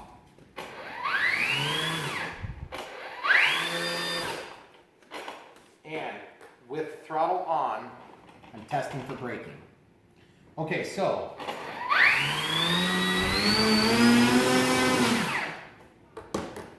move the book over here. You hear that? You may be detecting the wrong voltage. So it's going into a low voltage cutoff protection. So really what I want to do is I want to shut off the low voltage protection. So that's setting number 3. Okay? So setting number 3 is where we want to go. And I want to figure out what the settings are. There's 1, there's 2. There's only 2 of them. So whatever it is, for LiPo packs, for nickel metal hydrate packs, so this is the other style. I'm just not sure how to change it because it doesn't give me any feedback. So we're going to try this again. Throttle cut is off. Stick is all the way up. So we're going to be careful. Listen.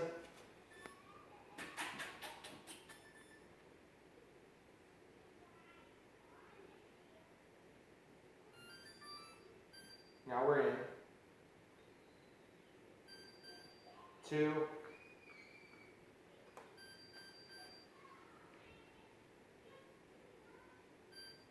1, 2. Should cycle back through. 1. Now let's set the LiPo. Stick back down and wait for reboot. Now we're careful. Throttle cut, test, throttle cut off, and throttle. So, gotta make sure this doesn't get sucked into the prop. Make sure my marker doesn't get blown away. So now we're just gonna see. It was probably already set the LiPo. We're just gonna verify that now.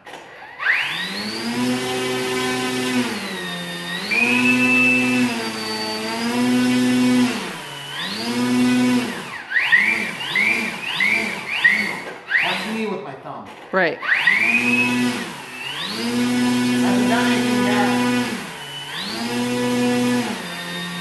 Okay, now all the way from nothing, full throttle.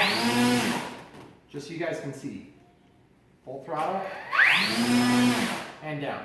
So it's behaving a lot better now. So really, the reason we showed you this is because programming the ESC, which by the way, tested with throttle cut on, we're good. The reason we showed you that was not because I want to try to overwhelm you with stupid details, but sometimes the settings on the ESC are not right. The easiest way to program an ESC is to get an ESC programming card, and then you energize it through the programming card. You basically pass through the programming card, and there's usually a series of different buttons, maybe a screen. It just depends on the programming card. And you will purchase it for this exact style. And then you will use it for that style and that style only. So it's not something you want to have to buy, but they're actually very reasonably priced. Usually like $10. Sometimes they're $20 if they're super nice. And I'm talking about like 2-page choices where you've got lots of different settings. In my experience, And in most experiences, if you have a good manual, they're going to tell you what the settings are in the manual. Even the dynos tell you that, okay? And that's one of the best things on the dynos. But that being said, this plane, it looks to be a really good flying plane.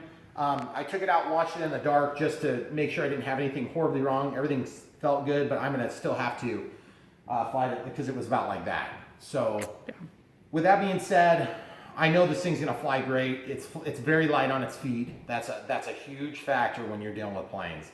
If you have a big heavy plane, you need a big heavy power supply. You need a big heavy prop. You need a big heavy motor, and it just keeps going until eventually you're like, okay, it's just a heavy plane.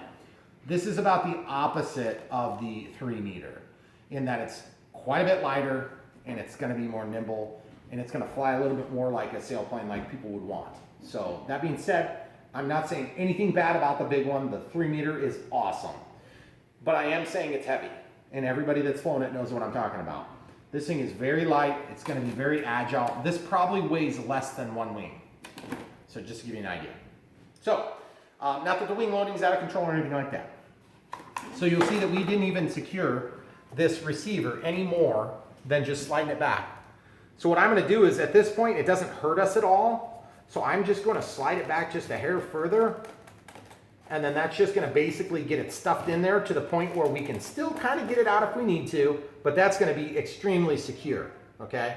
That's the last setup we're going to do before we take this thing out and fly it. Everything is ready to rock and roll with the exception of charging the LiPo. And if you guys have questions that come up, first of all, sorry about the no lapel mics, and we had 2 different camera issues on this video. That's pretty uncommon, although this was a long video. And Megan and I, the camera crew, were not expecting this to be a long video. No. The FMS models have been phenomenal. They've gone together really good. Not that this didn't ultimately make it together good. It was okay. But the thing is, we felt like this was probably one of the worst builds we've had. And look how nice it is still. Like, it's a really good plane. We just had a couple of complications. Some of which were self-inflicted, and some of which were kind of like just difficult adaptation for the crow function. So just keep in mind, we're trying to give you the no BS, and if you guys are doing this thing, you're probably gonna wanna do crow. It's a cool thing to do, especially if you're using an AR637T. If you're using the 631, I don't know, if you've got the NX6, you may wanna just not do that. You may wanna just do a standard airplane acro with flaps and then just do the Y cable. It'd be a lot easier setup. And I'm still not 100% sure how much of an impact the crow is going to have. Typically, it's really big impact because you can bring them downhill with the crow on and slow down. And it's really nice. So we'll show you in the flight. You've probably already seen it. Who am I trying to tell? You've already seen the thing. So hopefully you enjoyed the video. Thanks for watching. Check the links in the description. Buy the stuff. You'll help support us. Click the like button. Don't forget to hit the bell and get the notifications so that you can see when we put out new content, which is usually a couple times a week on an average week. On a slow period, or if we have a really big release, we may run them for about a week. But generally speaking, guys, you should be getting multiple videos a week from Brian Phillips RC. And we appreciate you coming back for more.